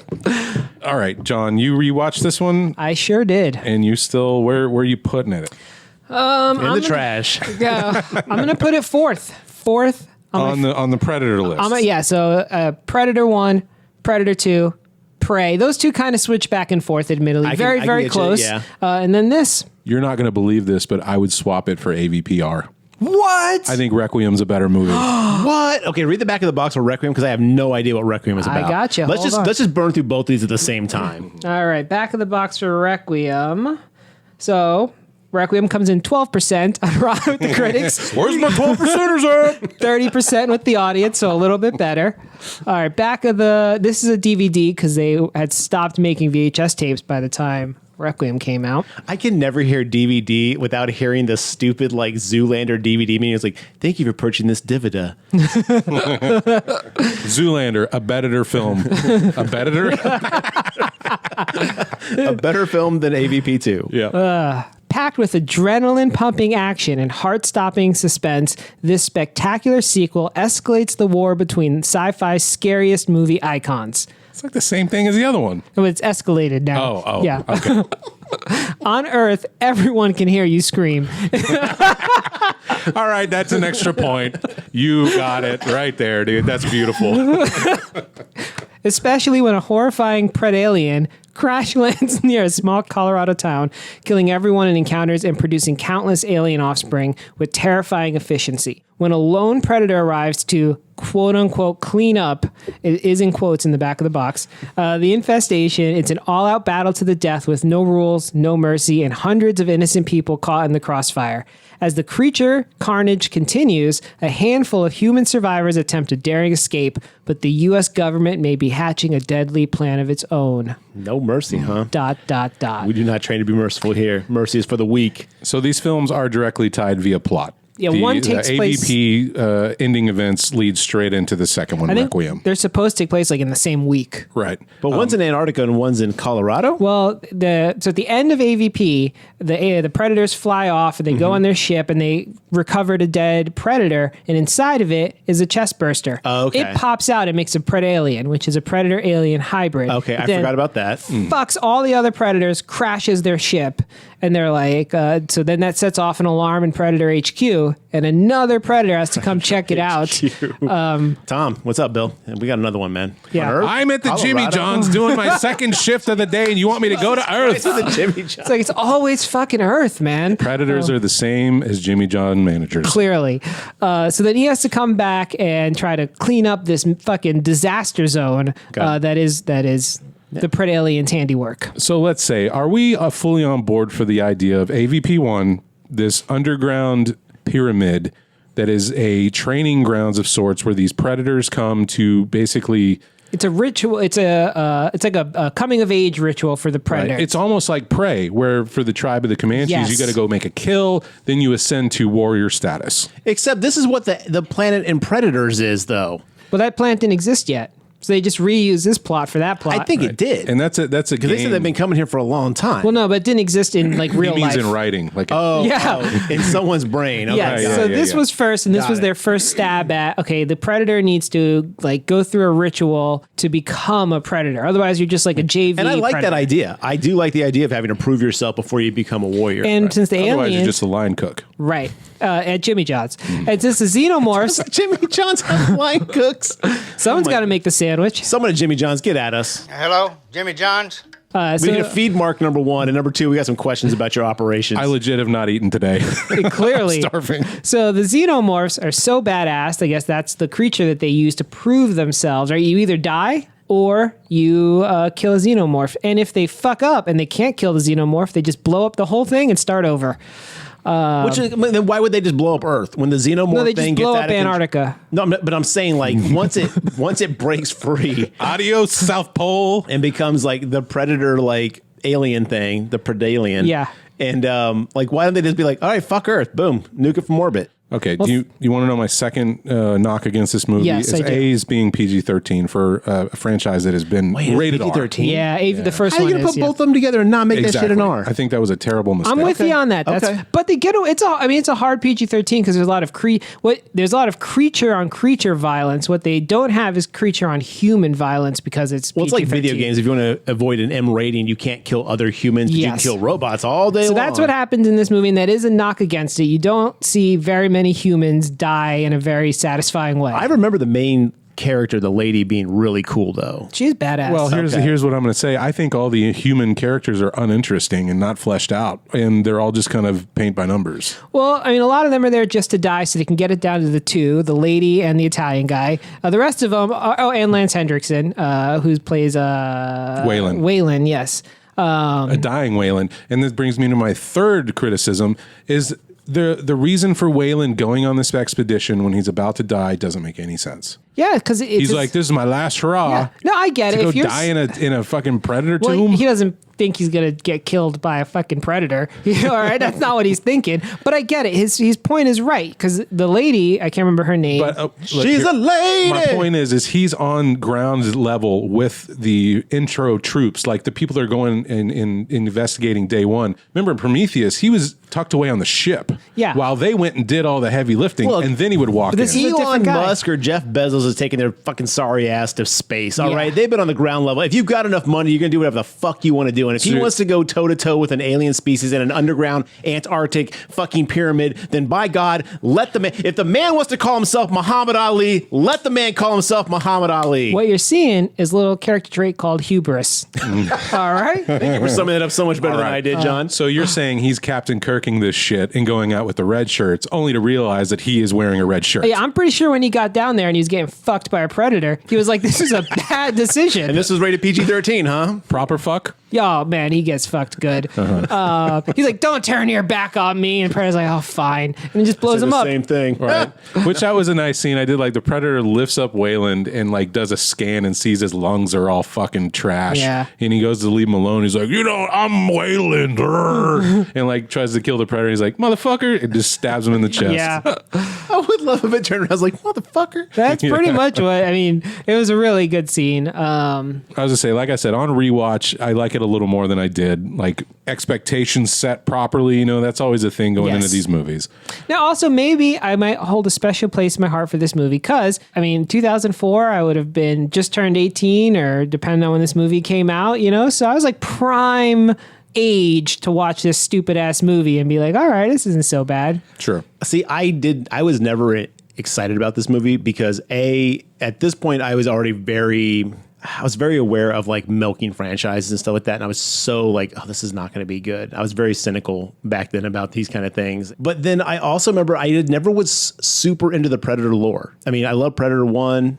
Remember seeing Predator 2, but I was never like, oh my God, Predators. I'm so excited. There just wasn't much there though for And then- Predator lore. Yeah. Alien, like I loved Alien, but like I was always like, I want more backstory. And that's why I love Prometheus and Covenant and stuff like that. Well, parts of Covenant. This movie didn't seem like it was going to have any of that to me, though. It seemed like it was just going to be like a Freddy versus Jason, like you get a hit, now you get a hit, now you get a hit. And Which I was is like, totally how I this don't fucking care. movie ends, dude. I know. They're both beating each other out in the snow, and then one stabs one, and the other stabs one, and they both fucking die. Well, I'm so tired of this. King Kong versus Godzilla. I mean, yeah, he technically beat him momentarily, but no one ever fucking wins or loses. The next movie, the King Kong Godzilla, they team up to fight something. Right, the new one they're filming right now. Yeah. They're well- gonna high five each other and it's like the boys are back in town. I'm in for it. Yeah. For the most part, If it's a though. buddy cop flick, I'm in. Yeah, it's Rampage. They find a fucking giant wolf that joins the team.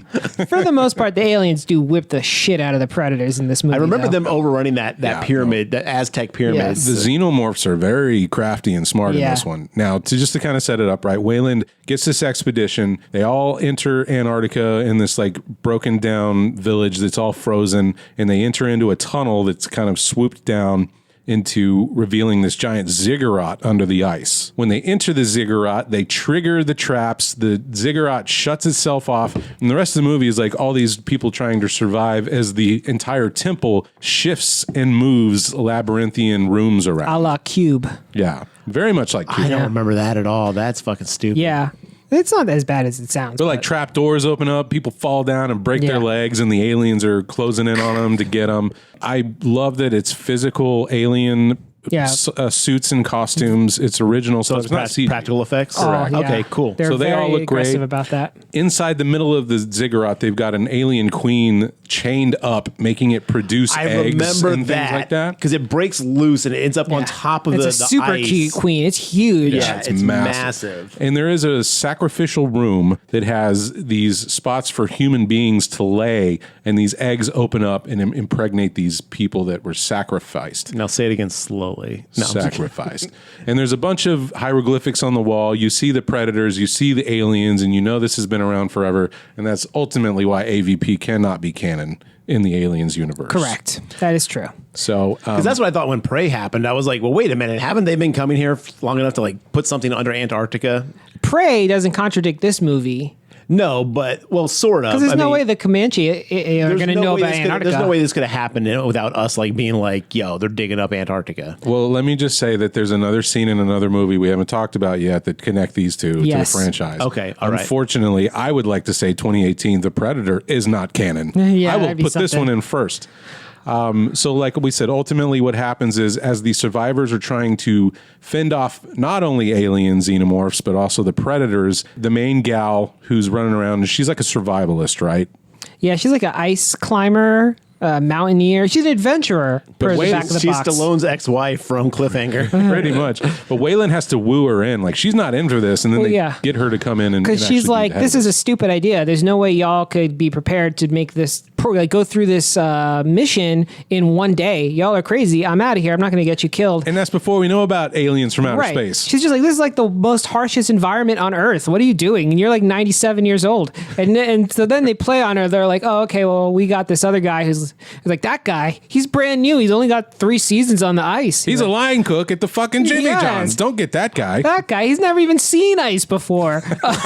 So they're like, well, that's why you should come, because without you, we're going to die. And she's like, fuck, fine. All right, let's go. Yeah. She's like, you got me there. All right. I don't know why that'd be a motivator for anybody. It's like, if you don't go, all these people are going to die due to their incompetence and be like, I want nothing to do with this then. I warned because you. there's obviously going to be someone that's going to die from incompetence and it ain't going to be on my watch. But after all of them start getting picked off one by one inside the tomb, the pyramid, she teams up with a predator. Right. She finds a little sarcophagus that has predator tech that I guess when the predators show up to do their challenge of becoming a warrior, they get to put on the shoulder cannons. They get to get their gear. But the humans stole it before the predators show up. And there's actually a scene of 3 predators going, oh, fuck, they took our guns. So they raced towards Antarctica. And when they show up, she presents the gun and makes a truce with one of the predators. It's all right. He just wants his machete back. Pretty much. All of this came from the first Alien versus Predator comic. Yes. So this is all comic lore that they just moved into the movie. So at some point they're battling out the aliens and they haul out one of the xenomorph heads and she starts using it as a shield. And that was a big sticking point for me back in the day. You can't put your arm inside that thing. You would thing. have acid all over you. Yeah. She drained it though. Oh, yeah. He's going to drain it out in about 5 seconds. But I did super love the scene where the predator's trying to communicate to the woman, like, check this out. Like, takes the tail of the alien and cuts it and drips alien acid blood on top of the xenomorph head, and it doesn't melt it. And she's like, aha, acid shield. Yeah. Which is, I mean, I think the premise is fine. There's one thing we know about acid. It does not splatter in any form or fashion when it hits something. But I guess inside of the It's a cool theory. Don't get me wrong. Inside the xenomorph, right, it's going to be protective against its own blood. Yes. Yeah. So I think it's great. love the imagery of her wearing that xenomorph head as a shield on her arm. That was really cool. It is a neat look. Yeah. And he takes the tail of the xenomorph and ties it to a stick and gives her a spear. Well, after they battle the alien queen and AVP, because it gets loose and they start fighting, they both kill each other. The last predator and the queen stab each other to death and they both die. And then the predators show up in the biggest, most gargantuan predator ship I've ever seen. And there's like 80 predators that come out of cloak and they walk up and they see the mark that the human woman's been given by the Predator, is accepting her in the clan. You are a warrior. He gave that to her before he died. Actually, when he gave her the shield and the spear. Yeah, when they became best buds. Yeah. They're like, all right, this is I give all my best friends a little face scar. Yeah. It was like West Side, it was Exactly. like a gang symbol. So now she's Pred life, and she's good to go. So they see her and they're like, cool, bro. And what does he give her? He gives her this amazing spear. Yeah. Like, so she's gifted alien tech, which I guess is what like, shows up in the movie that shall not be named. well, not quite. No, it's not that one? It's her alien tipped spear is on display. Oh, right. Yeah, the you're Predator. right. Here we go. You're right. There's so many spears in this There's movie. too many. Spears. But anyway, that's what happens, and they take the dead Predator with them back on their ship. Not unbeknownst to them, somehow there's a fucking alien Predalien baby inside of it. Now, in the AVP universe, the chestburster gestation period is about 37 seconds. Right, it's way too fucking So fast, which comes into play also in Requiem. And then, a little Predalien pops out, looks around, and is like, oh, I got Hello, my baby. Hello, my pretty honey. much, right? Just like Spaceballs. And then AVP, that's the end, fade to black, credits. Requiem's opens with the little chest alien looking around, and then we see the spaceship crash. So, huge issue. Yeah. The Predator spaceship that landed at the end of APP is so much bigger than the one that crash lands in the beginning of Requiem. Yeah, well, that's because they couldn't have a moon crash land into Earth. So I guess it's like an escape pod that had the Predalien on it. Oh, yeah, okay, let's say that's what it was. That makes much more, which means then orbiting Earth is a spaceship filled with Predaliens. No. Okay, so here's why I like AVP Requiem more than I like that one. AVPR is the first time we actually get to see Planet Predator and a lot of the Predator stuff going on outside of their singular hunts. That's true. Like they're I up in hate their this ships. idea. It's amazing, dude. No, it looks badass. I'm sure It it is might cool. be. I hate the idea of seeing the Predator homeworld because the cool thing about Predators is like they feel so nomadic. They feel so like, like they just roam and like Vikings that, I know Vikings had homes and stuff like that, but like it just seemed like they were just so nomadic and like didn't really have a place to hang their hat. They just kind of like went around for the hunt, constantly searching. Like that's their only driving force is to survive and hunt. I don't think we knew enough to get. We only saw two See, Predators. I got that from the Predators. They absolutely do not spend that much time here either. It is Okay. just like quick cuts. We don't, Okay, we, okay. don't, we don't see like It's not Predator like the whole headquarters. first act or anything, no. No, right? it's Okay. literally like something on a monitor goes bleep, bleep, bleep, and they're like, oh shit, the ship with that thing crash land. Oh shit, there's a Predalien.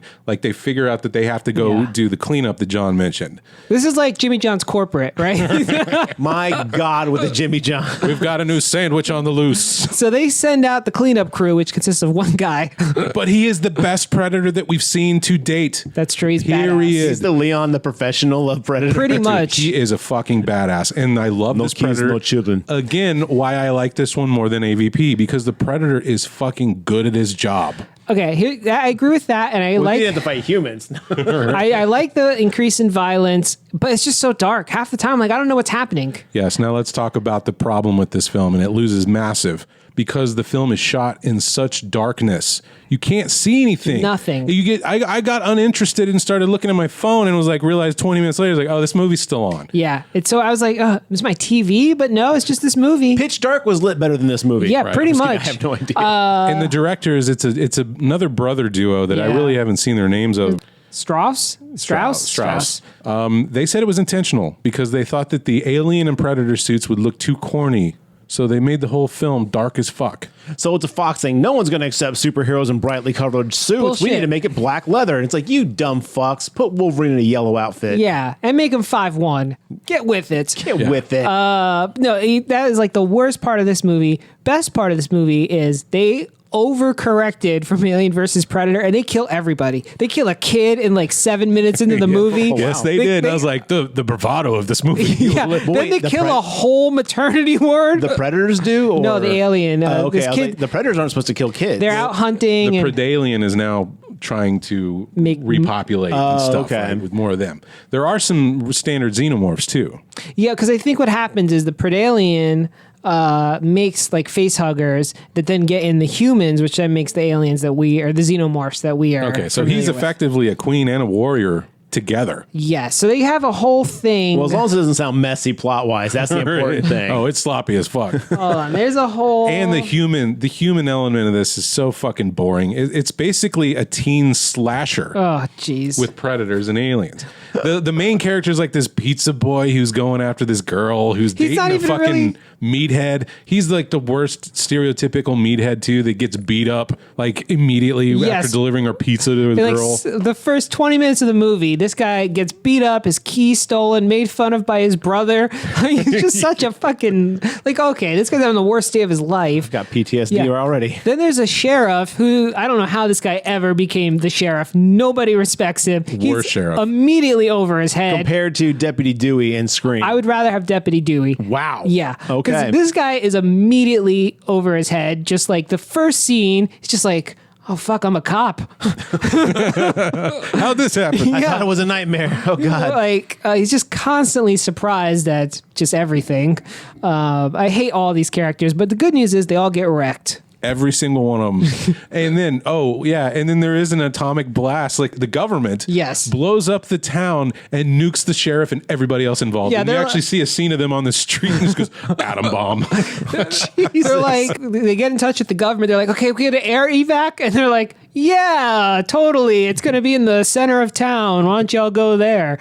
And so half of them are like, yeah, that sounds totally fine. And half of them are like, that does not sound legit. And the half, obviously, it's like Sheriff Dumbass and his crew is like, no, this is going to be fine. Let's go to the air evac. And yeah, they just get nuked to shit.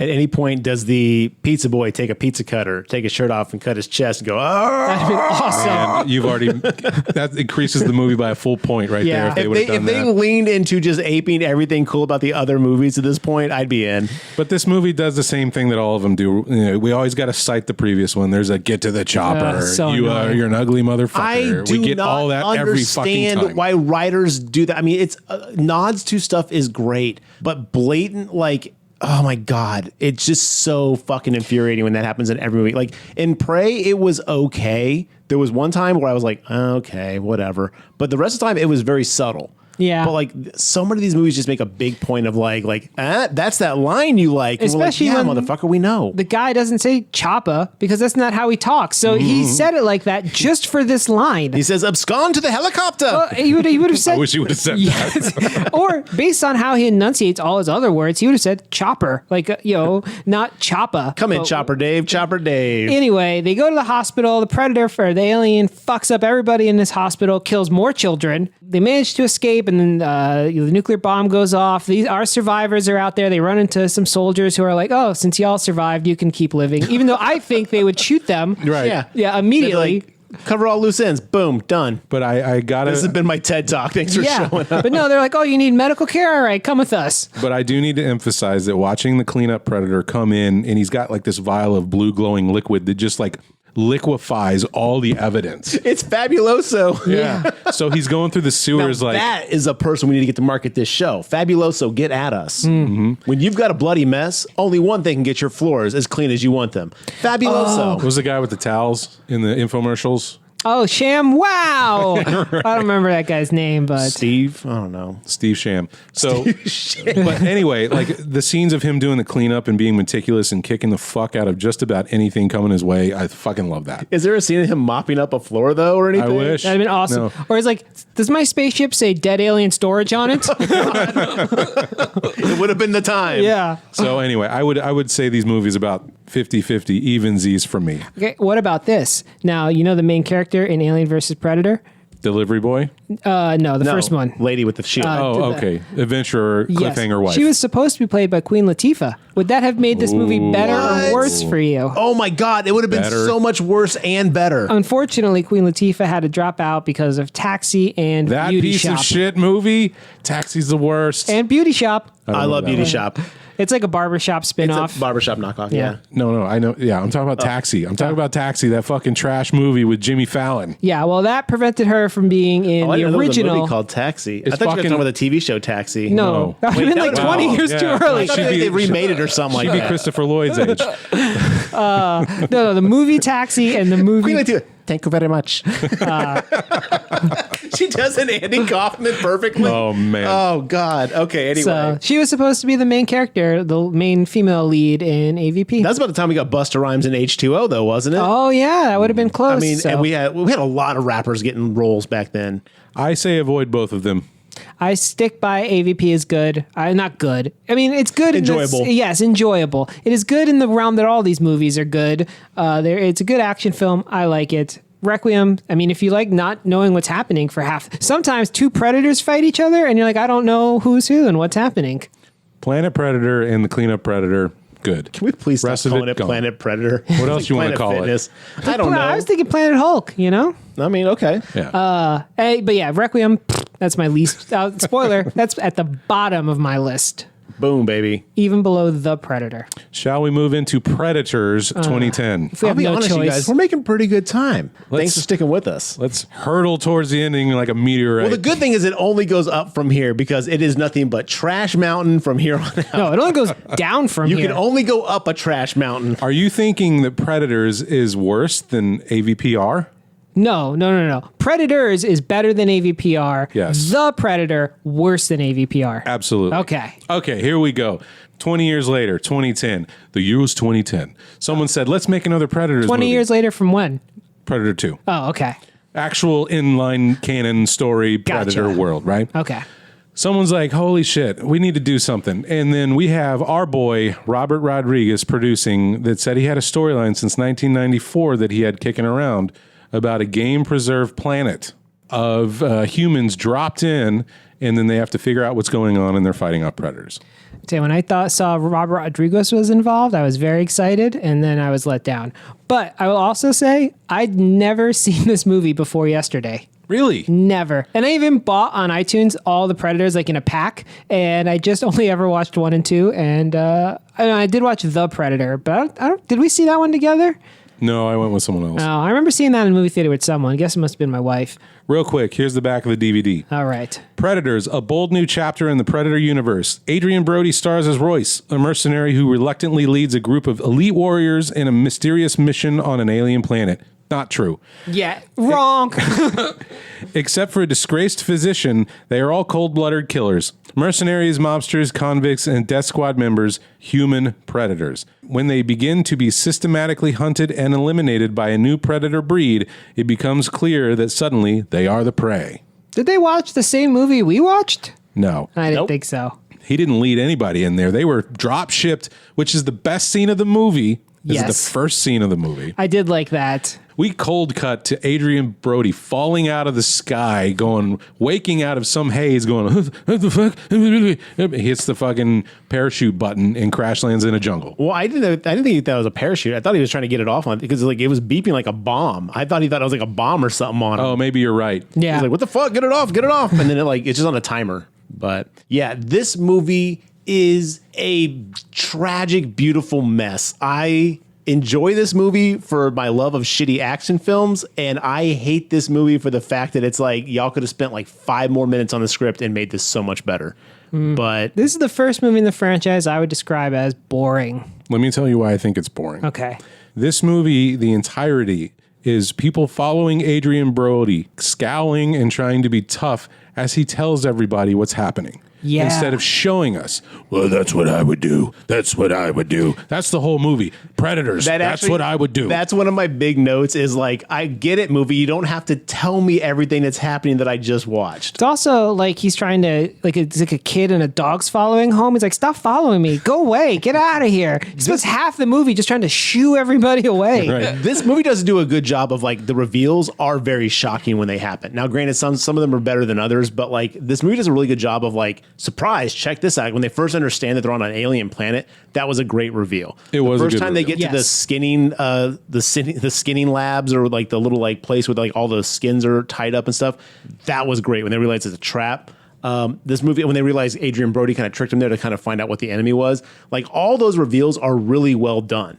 Danny Trejo's in this movie for 5 minutes. Why they gotta do Danny like that? Always with the first to go. Okay, according to Anto and Robert Rodriguez on the commentary and the script, the character Cuchillo was described as a guy who looks like Danny Trejo. When Danny Trejo heard this, he called Robert Rodriguez and said, "Hey, I heard there's a guy in your script for Predators that looks like Danny Trejo. And guess what? I look just like Danny Trejo." And that's how he got the role. We didn't even get to see him get taken out, right? No, he gets taken out off camera, yeah. but he becomes a trap. Yes, I remember that part. Which is also probably one of the best scenes in the movie. I do agree with that. That's how this whole movie should have felt. Yeah. At some point, it just kind of, like, I think you just get bored out of the suspense because it's just kind of boring. It's like a lot of drama, and it's really slow in the middle. Danny Trejo should have lasted in the movie because he would have brought some more character to these Yeah. paper-thin characters. At the end of the day, there's a million characters, but there's only like 4 that are important, right? Adrian Brody, the female lead, who I don't remember, Topher Grace's character, and the like convict dude. Walter Goggins. Well, yeah. He's probably the best guy in the whole movie. He was entertaining, but I don't know. I didn't find him to be the best. No, but those Out of were- everybody else? I mean, don't Yeah. get me wrong. He was a really fun character. He always brings the heat whenever he does a role. Like Goggins is awesome in almost everything he does. It's also hard to listen to a character be like, "I'm gonna rape 24/7." I'm like, bro, you got to take a step back. I know it's his character. I'm but not talking yes. about the dialogue or anything else. performance. I'm saying his performance his was the performance most was- animated out of almost Yes. all of them. I'm sorry. I got to give it to Fishburne. Yeah, but I wasn't ranking Lord Whisper importance. himself. Like, I loved the fact he's like, "All right, we're gonna go do this. I don't know if this is picking up on mic or not." Yeah. But like, and that's his whole thing. And he's like, "What? I'm gonna tell him. Shut up. I'm gonna get to it." Hey, he had like a guys, whole golem thing going on. I loved it so much. It was so good. I think that's the first thing I saw him since Matrix. yeah. I don't know if he did anything in between then, but like that's Yeah. the first thing I saw him in since Matrix, and I was very like, "That's possible. cool." As this movie progresses, you find out that all these people have been plucked out of different biomes in Earth, different situations and countries, and dropped into this game preserve planet. But they're being hunted by the Predator. All of them have at some point in their lives done something bad or put themselves almost like an apex predator of the human world, right? Oh, this is like Predator Saw. I want to play a game. That would have been I would love awesome. a little like fucking fake puppet predator rolled out on a tricycle. I was like, "I want to play it." No, it's Billy the puppet with the mandibles Yes. rolling out on Oh, the tricycle. Okay, I'm in on that. And then he detonates a little arm thing. Deet, deet, deet, deet. Oh, that'd be amazing. Basically, as Mark said, they all start deciding they got to kind of work together. They're understanding that this is like a game preserve. Adrian Brody is polite enough to tell us this stuff beat by beat throughout the entire movie and let us know every plot point that wasn't actually shown or explained on camera. And then we realize that like he's like, "I'm going to get off this planet." And everyone's like, "What are you talking about?" And then they kind of, run into Fishburne, who double backs on him. Not double back, betrays him, stabs him in the back. Double cross is the Double-cross word you're him. looking That's the for. word I'm looking for. And then they end up calling the Predators, which take him out because he's been surviving for about 10 seasons or 10 years Yeah. on this planet. Yeah. So all in all, Brody's like, "All right, we're going to take the fight to them. We're going to get a ship. And we're going to get out of here." We don't know how long a season is. What if he'd only been there for like 10 weeks? It was like 2 hours. Yeah. Yeah, how many times does the planet rotate around its sun? We have no idea. Well, we So- don't because Brody basically at one point says, "The sun hasn't moved the whole time we've been here." Yeah. So Yeah. maybe it could be like 90 years. Yeah, Lawrence Fishburne's been there for 10 minutes. Which is about how long he's in this film, too. He Yeah. lands, realizes he has a nose gum, and just loses his mind instantly. They do come across a predator camp and they find a predator tied up. And it's like, wait a minute, what's going on? And then through dialogue, we realize that there's more. There's 2 warring factions, as Garrett has mentioned. Yeah, the big ones hunt the little ones. And we've also introduced to a new creature, these predator dogs that look fucking scary, man. Frogs.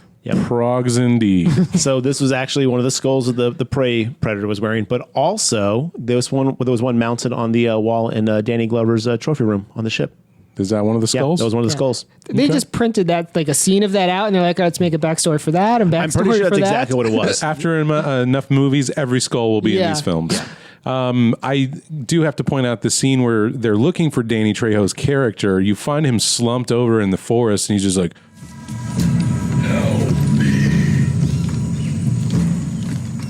Wait, what?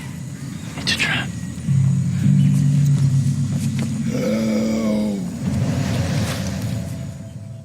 and it just goes over and over. And then like the only smart one in this whole group is Adrian Brody. Yeah, it's like that's such an obvious trap, y'all. Look at him; he looks so dead. Like, And they're like, stop.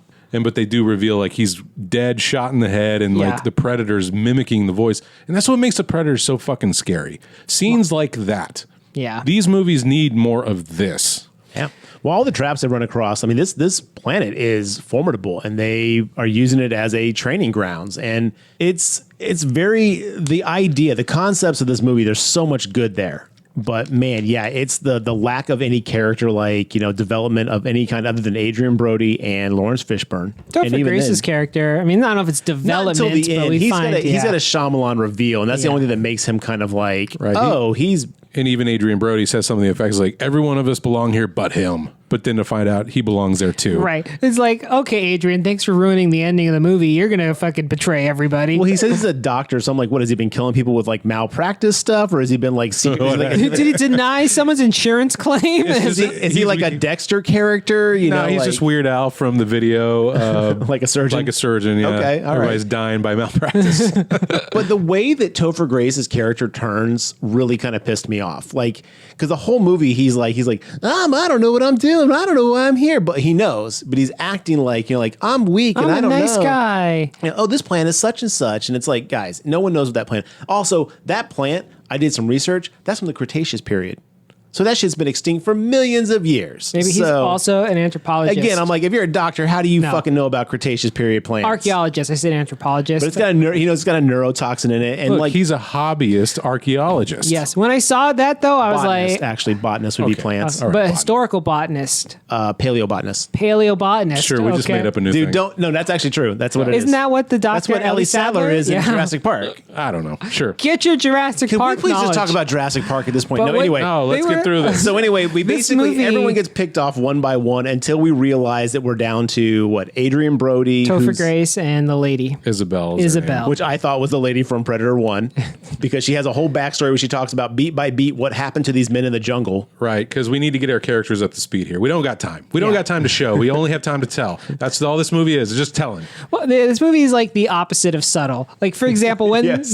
when Topher Grace saves that guy, he's like, oh, this is a neurotoxin. He like scoops it up on his blade, and then they like pause on the blade for what felt like 30 Oh, he seconds. stares at it like, yeah. "Mwahaha." I'm like, oh, that's gonna come back. I was Yeah. like, come on, movie, man. I almost said Schrodinger's blade, but it's Chekhov's blade. Chekhov's blade, but it's like so much even less subtle than your usual Chekhov's device, Yeah. right? They really beat you with the head, like he's gonna use this, you know. Yeah. Yeah, so then Topher Grace gets injured. He gets trapped in like a bear trap, and Adrian Brody's like, he's just going to slow us down. And Well, that was the point. He's like they Yes. maimed him on purpose to make us more vulnerable because they knew we were going to care. So we Which, need a- how would he know that? I know, right? Because that one trap can't maim every possible animal or different heights of people. Yeah. Doesn't matter. They're like, we just need to leave him and get to the spaceship. And Isabel's like, no, we can't do that. We're a team. So she saves him, and he limps for a while. He remembers that he has an injured foot, and then the last 10 minutes that totally goes away. I think you forgot. Yeah, I think the actor forgot that he was the hurt. scriptwriter forgot yes. We do also need to point out that Adrian Brody has the plan to release the captive predator to help fight Yes. the other predators. Well, to get him on the ship to fly him home, Right. because he's like, if I can get to the ship, and they're like, how are you gonna learn how to fly an alien ship? I've never thought of that before. And then he's like, I'll get that tied up predator to take me home, as if it's like a fucking Uber that you're gonna like. Yes. Like And he give me a ride, Mom. he talks to the alien like how someone who is like insultingly talking to someone else in a different language. He's like, Earth. It's not going to help. Fly me home. Yeah. Like you could be louder and slower. They still don't know English. Yep. Except he kind of does. He kind of gets it instantly because, of course, why wouldn't he? Right. I think And then- the predators would have learned our language by now. If Yeah. they've been showing up since the 1700s I think and beyond. Adrian Brody got lucky. It wasn't that his slow, loud talk was helping. Yeah. So anyway, basically, he's run off to go do that, and then Topher Grace's character's like, "Thanks for saving me. Would you do it differently if you got another chance?" And she's like, "No." And he's like, "Too bad." Stab with the neurotoxin, paralyzes her. It's like such a Looney Tune. After they get captured, they get caught in a net. Then they get out of the net and fall in a pit. And then it's like, come on, man. And yeah, then he's like, oh yeah, exactly what Garrett said. And he's like, well, too bad because I'm a killer and I just killed you. I'm a predator. So what the fuck is Topher Grace's point? They're all in danger, and he's gonna like double cross Because now. Fight his true nature, bro. He Yes, you is a can. killer. If he's all about survival, he's not going to hurt those that are helping him. He says it. He is a predator. He's one of them. He thinks they are going to accept him. That's stupid. Yes. I know when he said That's that, I so was like, no, fucking my stupid. dude. He's like, You're like, yeah. wait, what? $1.60 wet? Like, Yeah. you know, like He- these are giant monsters. He's like, no, we are all the same. I'm one of them, a predator, and I predatored you, bitch. And I'm like, oh, Jesus. I predatored you. Let's just ensure none of us make it out alive. And then That's getting brought up in court eventually, John. right. And then Adrian Brody peers over and is like, funny meeting you two here. And I thought he heard everything. See, I did too, because he pops up as if he had been like listening in and like, Yeah. oh, hello. And then Topher Grace goes, oh. And then, wait, no, I'm sorry. Let me do this exactly as he reads it. Oh, hey, you're still here. Thank God. And I was like, dude. I didn't was hit her, like- Mark. Well, that's him pretending again, right? know, I'm not the murderer. I'm the wimp thing you is, thought I for was. The whole movie, though, he pretends like very well, convincingly, yeah. and then this one he's like, "Oh, hi, it's you. Hello." And you're just like, "My dude, come on! Did you just forget what you were doing here?" Yeah. And then Adrian Brody's like, what happened to her? And he's like, neurotoxin, He's like, maybe? they stuck her with a neurotoxin. And I'm like, what? It's oddly specific, Topher. Neither one of you getting out of here if they Right. found you guys. And this whole time, but he's walking just fine now. So the whatever shattered foot he had has healed with his Wolverine healing abilities. So Adrian Brody gets him out of the pit. He drags Isabel to like a safe distance, and Topher Grace is just blabbering this whole time. And he's like, "Oh, I didn't know you were such a good guy." And he's like, trying to sneak up on him to also stab. So Topher Grace is trying to sneak up on Adrian Brody to stab him with the neurotoxin. He's like, "I'm not a good guy, but I am fast." So Adrian Brody jabs the poison scalpel into Topher Grace, and he eventually dies. And he's like, "Why did you do this to me?" well, he uses him a trap. He puts grenades on him Yes. to lure the last big predator. And the whole time he's like begging the predator. He's like, "I'm one of you." And he's got grenades all over him, Yeah. blows up, which turns the tide. Now Adrian Brody has painted himself in mud, just like Arnold, and has lowered this fire trap, and he's going to run around like a ninja and smack this predator across the face until finally the predator gets like pissed off. They From go out- toe to toe a little bit. From out of the mist comes the actor from The Pianist as he slashes monsters. Dude, it was so hard to take him seriously as like a formidable action star. I didn't have a problem with him. Huge as that- problem with Yeah, it. huge. problem with it. Cannot accept There's a it. line he says at the beginning of the movie that stuck with me the whole thing. He goes, let me make sure I say this just right here. It doesn't matter what happened or why we're here. And I was like, that could sum up how the writers wrote this movie. It doesn't matter what or why, it just is. And I'm just like, good God. I mean, honestly, Adrian Brody and Topher Grace are the same wire Yes. frame. Like, they're the same. Yeah. Hey, he put on 25 pounds of muscle for this role, Adrian Brody And it did. barely showed. That's my point. Oh, come on, I can't dude. take him as this He badass. did. I mean, he looked no, ripped. he looked ripped, but, yeah. But it would have like I think he was And meant not every soldier's a fucking Arnold. No, guys. I mean I thought he's well, yes, totally true in real life. But I'm here to watch an action movie, and I want to see action stars do action star shits, not dramatic actors. I think you guys are being a little tough on Adrian I mean, Brody, but I can see what you're saying. But I will say he did look ripped because there was a scene without a shirt, and I was like, all right, that's Well, he fucking talks so calmly though, and I was like, you can't command this group of killers when you're all like, "Hey guys, maybe we should go left." But he didn't want to command them, so I get it. He's like, Yeah. look, I'm going over here. Y'all fuckers could do whatever you want to do. So ultimately, they don't make it on the alien predator ship. That gets blown up, and they're stuck on the planet and realizing they're going to have to go through another season of this stuff. Well, yeah, what's her face and Adrian Brody, Yeah. They're the which I last gotta ones ask alive. you guys, but you know they're fucking on this planet, right? Oh, absolutely. Do you think they have time? The next hunt is about to begin. We watch You these gotta wonder crates what you drop do in for, with dogs to keep your sanity. You know, There's like, no keeping nothing. I so think you're it's saying just go, you're go, saying go, in a life go, or death go. situation, people ain't gonna fuck. No, look how When much are they going to have the time? Lawrence Fishburne had time. My man was taking naps. He built a whole little home for Yeah, himself. It's true. It's true. They had time to smash. Okay, fine. Yeah. I'm not going to say they're not, but I don't think they're going to be long Dude, enough they're to see it. smashing nonstop.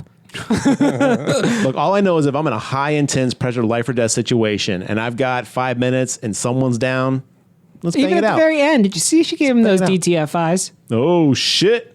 I don't recommend this movie. No, me either. It's not great. I It's used fun. to like it more, and then on rewatch, it's even boringer than the first time, unfortunately. Yeah.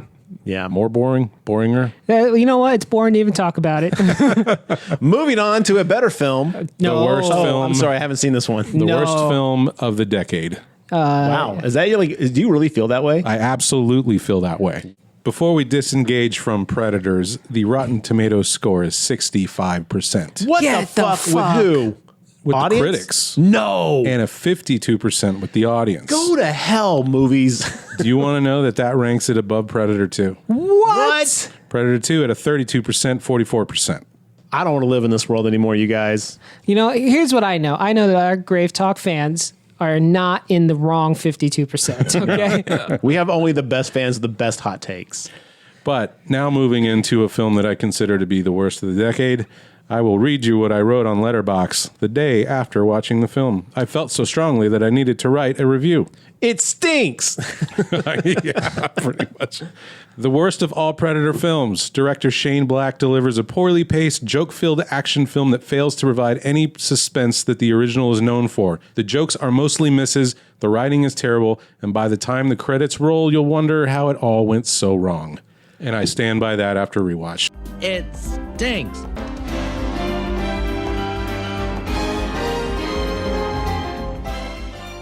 The setup in 2018 for this movie. Shane Black, originally an actor in the original, now had Kiss Kiss Bang Bang under his belt, Iron Man 3, and a few other films to date. Kiss Kiss Bang Bang, great movie. Yep. Iron Man 3, John, unlike what you said, is not the worst Iron Man. Iron Man 2 is the worst Iron Man. No. The Whiplash story is boring. We'll have to agree to disagree there. Iron But Man let's not 3. get into it. Yes. We're already deep into this shit. Can I read you a 5-star review for this movie? Oh, please do. Okay, I hope you're ready. Where are we finding this from? Letterbox is a 5-star review from Letterbox. It's the first one that I found. I didn't It's great. No. I didn't filter it or anything. First one. Hit me with it. I saw a test screening of this, and there was a hilarious scene where this guy jogging hits on Olivia Munn. Hope that made it into the final cut. It was the highlight for us all. We couldn't stop laughing. 5 stars. Wow, that's it, huh? You know, he had all that energy of, look at me, I'm special. I got to see it early. I'm super positive on the experience. That's what I hear from that. And you know what? That's a real thing, because in high school, I got to go to a test screening of Face Off, and then I got kicked out because the San Antonio newspaper people showed up late. And then as a way to say sorry, they gave me a box of Face Off merch, and I gave that shit out to my friends, and I was king of the roost, Hey. baby. I had Face Off hats. They said Face Off on it. Nice. The t-shirts had Face Off written on it. Nothing else. It was the most generic, boring, stupid fucking merch ever. But I remember being like, I'm going to Face Off. Oh my God. One more 5-star review, because this is just the best review I've ever seen. Okay. Yo, this was the movie I've ever seen. Keegan, all capital letters, 5 stars. Because Keegan Michael Key was in it, it's the 5 Wait, stars. was he really? Yes. Yes. Oh. Yeah. But yo, this was And I already see his brain turning that he likes it because he loves those two Yeah. men so much. No, look, please don't judge me out there, because I think a lot of people are capable actors and actresses. I don't care what your gender is, what your background. If you're good at what you do, congratulations. But everything I've seen Olivia Munn in has been terrible. And so I'm not going to give it a pass just because Keegan-Michael Key's in it. Okay. But I have I to also don't say- know if she's terrible in this because I have not seen the movie. But I remember the trailer. It was like, what the fuck is her role? Right. Side note, the first season of The Newsroom is fantastic and she's in that. Yeah, Okay, cool. that's true. Well, I love to be proven wrong on this stuff. Second, you're absolutely correct, Garrett. Everything that my eyes and ears were telling me, aside from Shane Black in the directing and writing role, this was going to be great. Except it wasn't. Everything in the trailer that I saw with my own eyes was like, oh, this is going to be a piece of shit. But I told myself it was going to be Yeah. good. Everybody that watched I that remember trailer. you were really upset when you saw this movie. Oh, because I love the Predator franchise, and it'd been how long? Well, I was shocked because I was like, you saw the trailer that I saw. Like, how are you even remotely excited about this? I was talking myself into it. Okay. what I mean? Self-delusion, I was I get like, it. I'm going to go against the grain on this one, and then I'm going to be proven right. Oh, no. I get it. That's why I've been married 26 times. Yeah. Can I I've never been married, by the way, guys. can I guess the Rotten Tomato scores? Sure. Oh, I forgot about Rotten Tomato Yeah. scores. All right, here we go. Wait, hold on. Let's guess. What are you thinking for I'm the thinking, critics? For critics, I'm thinking 40%. Ooh, I'm going to say 32. Okay. And then for audience, I'm going to say 27%. I'm going to say higher. I'm going to say 40. Oh. So 32 and 40 is what I got. I got 40, 27. I mean, y'all are sniffing around the correct number. The number is exactly the same. Really? Wow. 33%. This one still ranks higher than Predator 2. What is it at? 32? 33. 33. Oh, it's so close. So, but if you put that another way, 66% of people who saw this movie hated it. It's still Evenly Yeah. across the board. The critics like this one more than Predator 2. That's baloney. That's bullshit. 80s critics, early 90s critics were full of it. Sniffing their own farts, high on cocaine. I don't know what it is, but they can get the hell out of here. yeah, baloney. This one is now set in modern day. We are aware of the Predators, and we have a Black Ops team that has been monitoring all the Predators that have been showing up to Earth, right? Yeah. We've got a whole NASA-sized facility that has all this Predator tech in it, like helmets and gears and wristbands and all the stuff, I guess from all the Predator landings that we don't get to see. Yeah. Well, that's the thing is, Gary Busey's kid is one of the people involved in this organization in this movie. I know that much because I read about it. Okay. Because they really pumped up that whole like secret organization thing after part 2 and like some of the books and things like that. But like, Yeah, it kind of falls flat here. Mostly they're just running around one step behind, constantly cracking jokes. And that to me is the biggest flaw of this movie. It wants to be a comedy so bad. you mean like Thor 2? Yeah, but even worse because this was less funny. In my review, like I said, this is nothing like the original films it tries to be a part of. Yeah. And it missed the mark so badly. This was also written by Decker, the dude who did Monster Squad. This is like one of the first things he's done in a long time.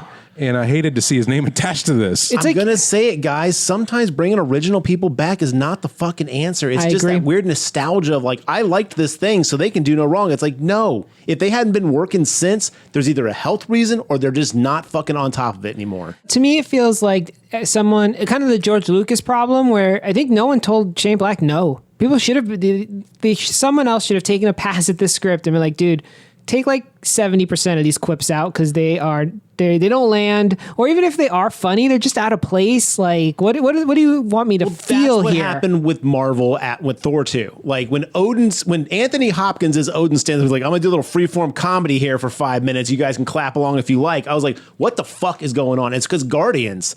People saw Guardians and they loved the quippy little. Oh, you fun, mean Thor like- 3? No, Thor 2. Thor 2? Dark Power, dude.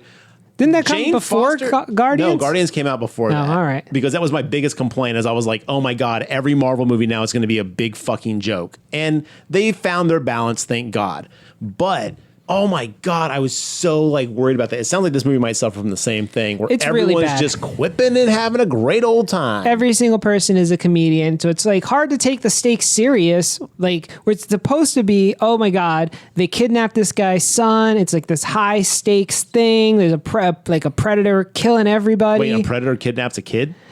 Well, yes, because the kid is the next step in human evolution. Wait, what? Yeah, the kid's autistic, and in the universe of this movie, autism is not disability is not the right word. What do they call it? I guess a mental illness. I guess I don't know what the Okay. right word is, but the We know point what is, you're saying, yeah. it's the next step in human evolution, and so the predators are trying to make hybrid predators, taking all Trying the to make autistic predators. they're trying to take all the best pieces of humanity and put them in the predatorness because we're all going to die because of global warming, and then they're going to move in. Wait, what? Yes, There's a yes. global warming Yes, thing yes. in it Let too? me flesh this out a little bit better. Yes, go for it. So the idea behind I this love it when movie, you flesh things out. Thank you for that ooh and then derailing your whole brain. you did, you broke me. So the whole premise and the idea behind Predator's advancement presented in this movie is not terrible, but the execution of the film is absolutely terrible. So this movie is going to set up an idea that the Predators are now going out on these hunts, and one of the things they're going to do is take DNA and the best of all their prey and absorb it and make it into their own physiological makeup. To be fair, that's the next step in like if we want to be bigger and better, get into the genetics aspect of Right. it. So the movie, like when they have the Predator on the slab that they capture from its crash landing in the beginning of the film, the agency that's studying them is like, holy crap, there's human DNA in this Predator. Oh no. Okay. Now we're getting to a little of a gray area that I'm not sure I like. Yeah. So what John is saying is that the Predators have identified that autism is some of the best of humanity's traits. Interesting. That they're going to introduce autism into their DNA. Does Yeah. Shane Black have an autistic kid? I don't think know. so, because this is actually a really offensive representation of offensive. Because this happens a lot. Like a director or a writer or somebody will have like an autistic kid, or they'll like deal with like a divorce, and they're just like, my next movie, I'm going to put this in there. They really project a lot of things that they're going through. And again, writers just do this, and that's totally fine. But like in Hollywood, they tend to take really bad takes on some of these things. If you knew someone or worked with kids who were experiencing autism, you would not make this take, because it is really sad. And it's like, it's not, they went with the whole, oh, if you're autistic, you're a savant, and so this kid's like a super genius. Well, that's kind of cool. That's an interesting take, but not necessarily a great depiction. Yes, and it's like not very accurate. But there's a scene early on in this movie where the kid is getting bullied in school, and these bullies come into the classroom after they pull the fire alarm. They knock over 17 chessboards, and he's able to put every piece back in order as they were when they got knocked off. And because of his autism, he's able to learn the Predator language and work all the Predator tech that he comes across in the film. Wait a minute. Yeah, and He for like, learns the Predator tech? Like, Yeah. is it like just instantly, or does he actually have a montage where he learns it? It's slowly. pretty instant. It's like a day, pretty much, like overnight. So more or less, at the beginning of the film, we see this sniper who's doing a job out in the jungle. The Predator ship comes into orbit and crashes into the jungle. He takes out his hit, and then he goes and finds the Predator, and after a kerfuffle, he takes the helmet and the arm pad and mails it to his child in the States in suburbia, and swallows the little sphere that makes you cloak. He sends alien technology to his kid Not with on purpose. autism. Via the post. Well, not on purpose. He meant to send it to a P.O. box, but no one's been paying for the P.O. box, so they delivered all the mail in the P.O. box to his house. Which is not how that happens, but okay. Yeah, they just lock your P.O. box and Yeah, you can't get to done. it. But So now the kid has the Predator helmet. Yes. And he's got the wristband, and he's learning the tech. Please tell and me how to you use see it. a little kid with a giant oversized Predator helmet on. You do. yes. Also, Oh my God. in learning how to do this kid kills another kid. What? Does he do the net thing on him? No, So he it- shoots him with the fucking plasma cannon, and his whole shit. chest blows up. Oh my God. So it's Halloween. He puts the mask on and tapes it to his head. And I was like, we're going to see E.T. walking the other way in his fucking ghost outfit in this scene. Does he And look like a giant bobblehead? it's like taped to his head. Yes.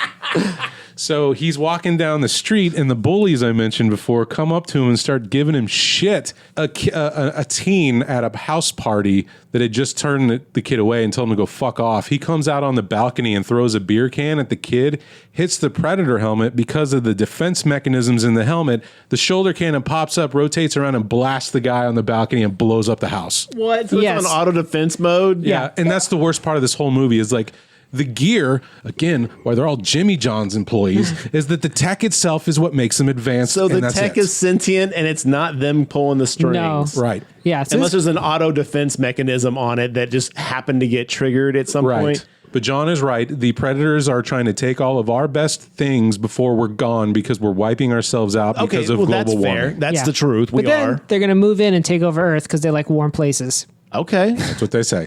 So that's Which- more or less the movie. And we Would that follow. be predator gentrification? A little bit, but not really because we did it Oh, we're ourselves. doing it to ourselves. That's Yeah. fair. That's fair. Okay, gotcha. Now, to wrap it back around to the misrepresentation, not only is autism misrepresented, Is she cute? You said misrepresentation. Boom.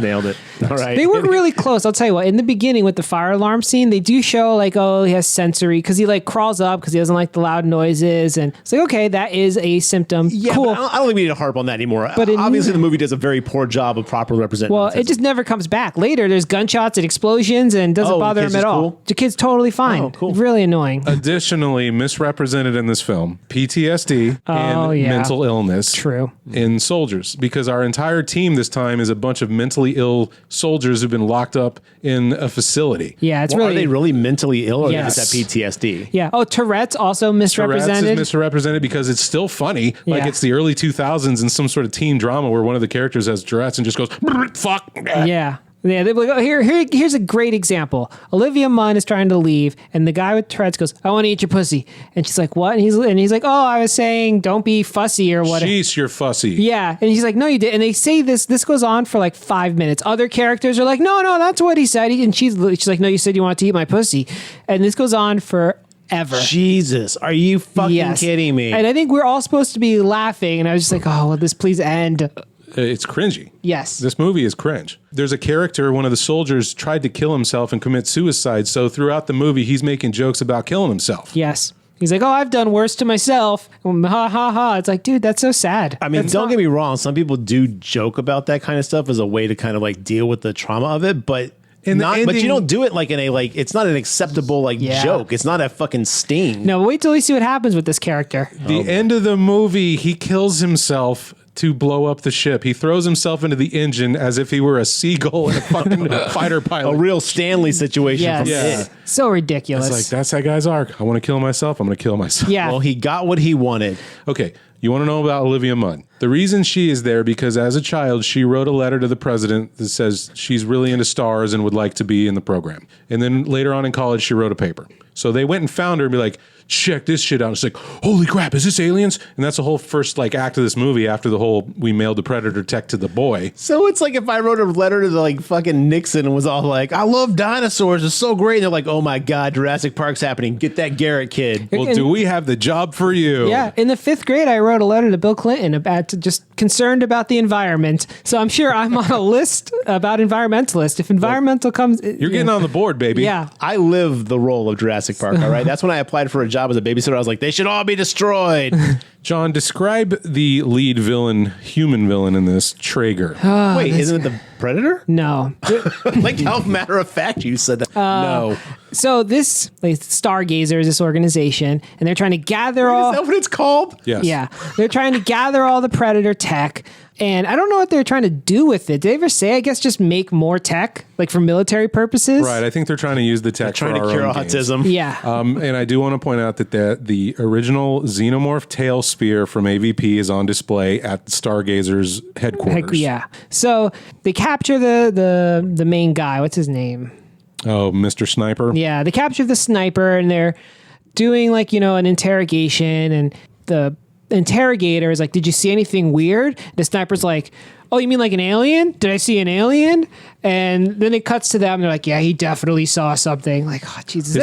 His name is Quinn. The main Quinn. character, the sniper is Quinn, and his son is the autistic boy. Yes. Okay. And so that gives you the kind of flavor of how this organization is run. They don't take their job seriously either, because they're joking the whole time. Predator at the moment is taking a nap. He's on the slab at the Stargazer Institute. And this is where everyone now has headed. Olivia Munn is there to do this investigation. They're going to throw Quinn, the sniper, into the cells with all the other crazies, Yes. quote unquote crazies, because he saw something. So they're keeping it quiet, right? Yep. Okay. So Quinn ends up on a bus driving away. We'll get back to him. Olivia Munn goes and is like, holy shit, is that an alien? At this very obvious alien creature who is laying on the table. And then it becomes Independence Day, where he starts moving a little bit. Then he wakes up and he kills everybody. Classic wrecks Predator. the room, kills everybody. And Traeger just is like, I'm out, boom, Yeah. and he vanishes out the back door. Deuces. Thankfully, luckily for the Predator, I guess, or not, because he killed everyone barehanded. They kept all of his weaponry and technology right next to him, so he was able to rearm. That's what I do. Yeah. Yeah. So he gets to put on all the old stuff. But let me just say, for Traeger's character, right? His personality, this scene embodies of what kind of a douchebag and waste of time this guy is on screen. Like they're in there is like, we've codenamed him the Predator.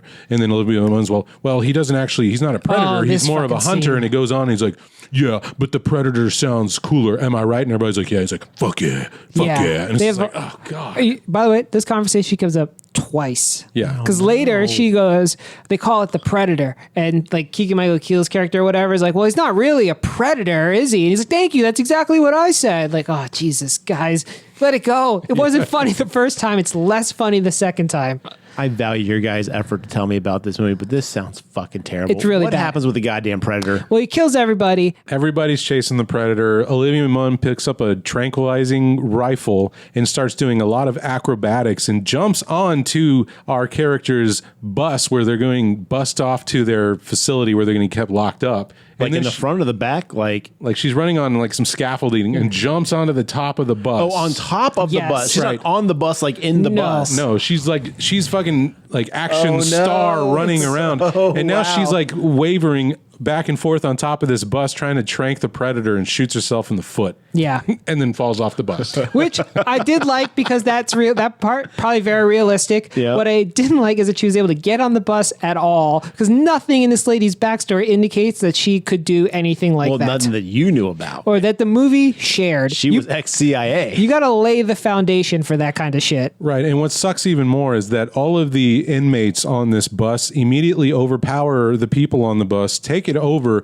and then they pick up Olivia Munn and she's just part of the crew. Yeah. No interaction with them before, but our sniper Quinn is like, we got to take her with us. And also, she was just hired by Traeger, and Traeger was like, kill her. Yeah. So- Traeger's a real dick. Why? He was like, you're going to be part of the program. Oh, sorry, kill her. Because he's None of this makes any sense. No, not at all. How you might be wondering, how do they overpower the guards? By the old, let's pretend to be fighting, and then they'll open the gate, and all the guards will come in. Then we'll kill them all and take the over. classics Yes. never die, guys. Totally, 100% realistic. But let's pull ourselves out of the muck here because we could really get Yes, into it. yeah. Let's fast Please, forward let's pull through ourselves some out of the muck. But I'll tell you what, this sums up the movie. The whole movie is like this. So There is a second Predator that's coming to Earth, and it's one of the ones that have been advanced and upgraded with all the DNA. Gone are the times of the armor on the outside. Now the armor is on the inside. And you can see him hit a button and like his skin turns like more bronze Iron or Man something style. like that. But it's no longer on the outside, it's underneath the skin. God. So they've been upgrading themselves, and he's chasing down this other Predator, the one at the beginning, because that one is there to give us something that will help us. It had a mission to help humanity. The movie progresses. We see new Predator dogs that aren't the ones from Predators, but they have dreadlocks like the Predators, yeah. And if you shoot them in the head, they become docile and pets. which happens. One comes up and No. they shoot it in the head, and now it's a friendly. So when we need it to, it will throw up a grenade. It will throw up Predator tech to help our ensemble cast. When you say throw up, like pick up and throw up, or like No, No, vomit. Yeah.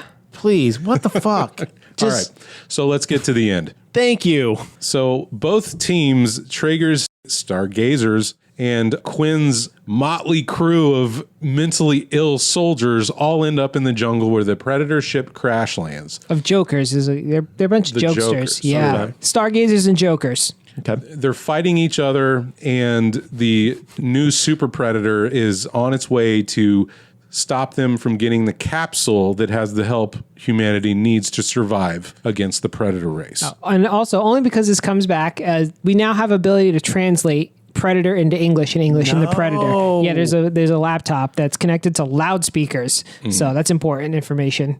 So they're shooting each other and realize that the new Predator is on its way and they have to team up. So Stargazers and the Jokers are now going to team up, and Traeger has one of the Predator's shoulder-mounted cannons on his shoulder that he's been walking around with. So on the screen, John mentioned, it goes, Predator language, you have a 5-minute head start, better start running. I'm going to get you, more or less is what it says. The So Super Predator gives us he's so sporty and gives the humans a 5-minute head start.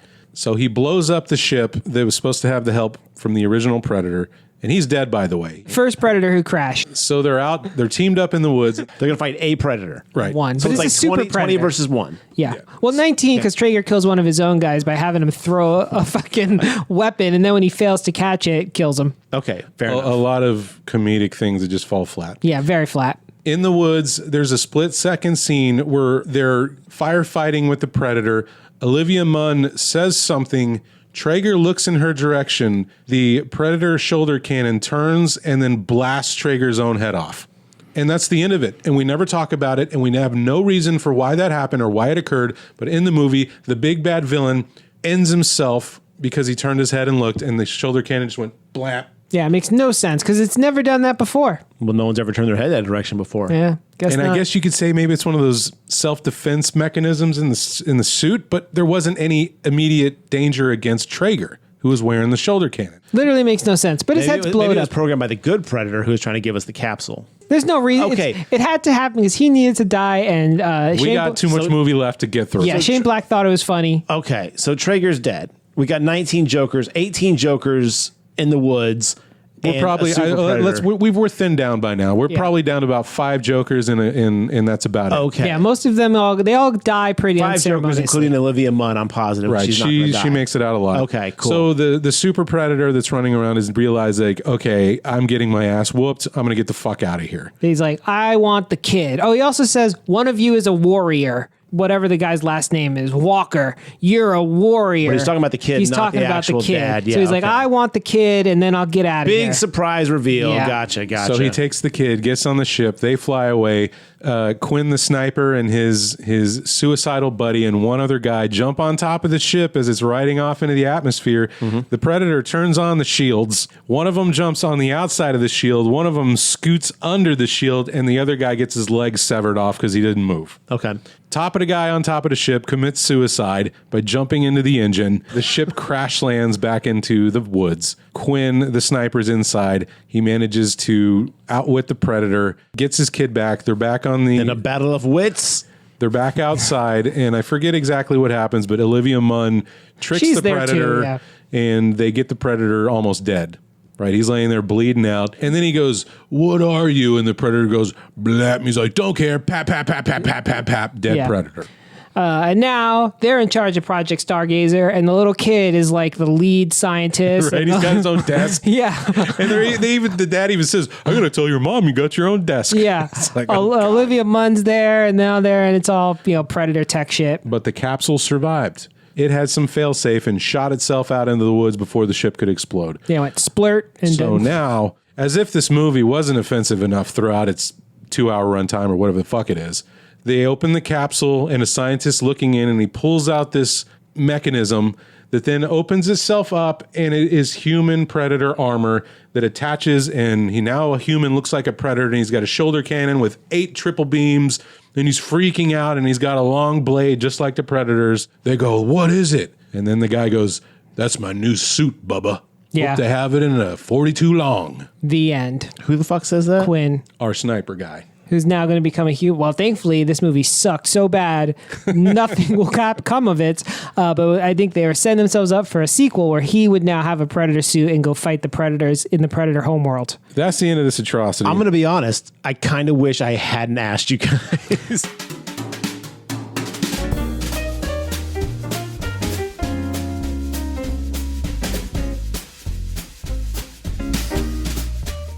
It's important that people don't watch this movie. So now they Look, can... if you don't tell people about the quicksand, they'll walk into it. Yes. So now that they've heard us explain it, they don't have to watch it, and less money will go to this movie. You're freaking welcome, Grave Talk listeners. Don't watch that one. In fact, there's only 2 or 3 of these that I would recommend watching. Predator, Predator 2, and Prey.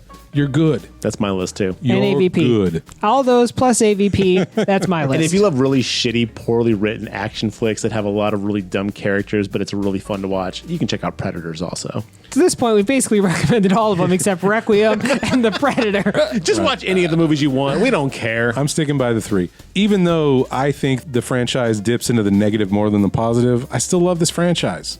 I don't know, maybe it's because I grew up with it, and like I said, it was one of the first rated R movies I've ever seen. Probably has a lot to do with it. But Yeah. the Predator is just such a cool creature. Like, the outfit and the design of it still hold up to this day. I'll tell you, I will pick an Alien movie over a Predator movie any day. I would rather watch Aliens than The Predator. I'll stand by that. The original? Aliens. You have to be specific. Yes. When you say the Predator, that's 2018. Aliens over Predator.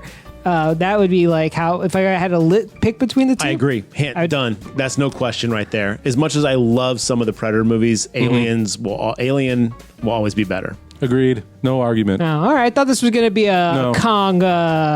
Well, now we're going to take a 3-minute break and we'll be back to talk about all the Alien movies. Yes. Wrap in, people. No, I'm kidding. We're done. Kong That versus- is yeah. the Predator damn franchise, and it's a journey. It is a journey. Yeah, a good one mostly. And a journey that continues. I read the most recent Marvel output. They put out issue 1 of a miniseries titled Predator. And it's set in the year 2056, and it is a human girl, well, woman at this point, who has predator armor, and she's chasing down and killing predators because one of them killed her parents. Okay. So it's more or less the gist of this comic. If you're into the comics, you should go read Concrete Jungle. That's called, right? Yeah, Concrete Jungle is the one that basically is Predator 2's based off of. Super sick. I mean, it's like, Goes into the backstory of Dutch a little bit more, too, of what really happened with that. It's an late 80s, early 90s comic, but it's pretty well I'll done. check it out. And I am going to continue with this new comic. I think it was pretty good so far. I'm going to stick with it. But do you guys think that the Predator franchise has run out of steam? Do you want to see more? Well, or you think we good? Pre-Prey, I would have said yes. Now I'm definitely like shelve it, fucking stop. yeah. I think if they can, I don't know if this was lightning in a bottle or maybe like a new renaissance for it, but if I am all for just put Predator everywhere. Put him in the West, put him in Rome, put him out east, like, in Samurai Japan, wherever you want, put the Predator, drop him off, and let's see what happens. I think the simpler the story, the better the Predator movie will be. Yes. You don't need to convolute it. Just make it about a hunter and his prey. Yeah. And you've got a good, like you said, just change the setting, change the time period. Cool. Let's go. It's simple. Just focus less on people's stupid personalities. Hollywood, do me this favor. Make a Predator movie that makes me believe that they are more than just a dude in machinery, advanced tech. Make me believe that they are the hunter you want me to believe. And then let me see when one actually survives at the end of a film. Even though it sucked, Requiem was the closest to that. The Predator won. I mean, it killed everybody in that town. The only way we stopped it was dropping a nuclear bomb on it. Right. And that's why I give it the points that it got. Yeah. Even though it's a shit-ass film, it was a badass Predator. That's true. So, gentlemen, anything else on this franchise before we can go get something to eat? Maybe No. Jimmy John's. No, fuck Jimmy John's. Yeah, Jimmy 12-inch John's. tuna, please. Oh, That guy's okay. a monster. He is. He sucks. Yeah. Does he? He does. Yeah, he's a real piece of shit. He's a big game hunter and stuff like that. Oh, get the fuck out of Yeah, here. he's And really- that was the connection why I kept saying Jimmy John's. Oh, I No, thought it you wasn't. You just thought of No, that. it was absolutely why. Oh. I used to boycott Jimmy John's for that fucking practice. Oh. Yeah. But then the sandwiches got to me in 8 minutes, and I was like, God damn. I don't know the last time I had Jimmy John's, just because I don't know. Because I like Jersey Mike's better. Now you're going to tell me that guy's Yeah, a dick yeah. too. Oh boy. But, No, this is not sandwich talk. but I'm going to... Montana Mike, Jersey Mike. Which Mike is up at the I table feel today? like we've said everything But- we need to about the Predator. I'll say my long not eating of Jimmy John's is a boycott now. Retroactive boycott. Okay. No more. There we go. Well, listeners, have you seen Predator 1 through 7? Or have you had a sandwich recently? Yeah. What are your thoughts on Jersey Mike? Do you miss the Subway ticketing system where you get a free sub and stickers? I do. Those are like all gone. There Yeah. are no more punch cards. Oh, I miss those things. Yeah. Anyways, we have a social media. We've got a Twitter, a Facebook, and Instagram, thegravetalk.com, where if you want to find our episodes and what we're up to. We are going to do Return of the Living Dead next. Thank you for Honestly. being fluid with us, listeners. Garrett did that post, so you knew it was coming. Yeah. Do you have any cold open ideas and any movie recommendations you want us to do that isn't Bone Tomahawk? Yeah, keep it we to know yourself. about that one already. Look, we get it. We're going to do it. Anyways, hit Do you us have up. a handful of cash you want to give us? Yeah. Hit us We'll up. also take cash or check. A lot of our movies come from listeners like you. So, We appreciate We'll you. send you a fucking tote bag. yeah. All right. Thanks for listening, and we'll see you next time for Return of the Living Dead.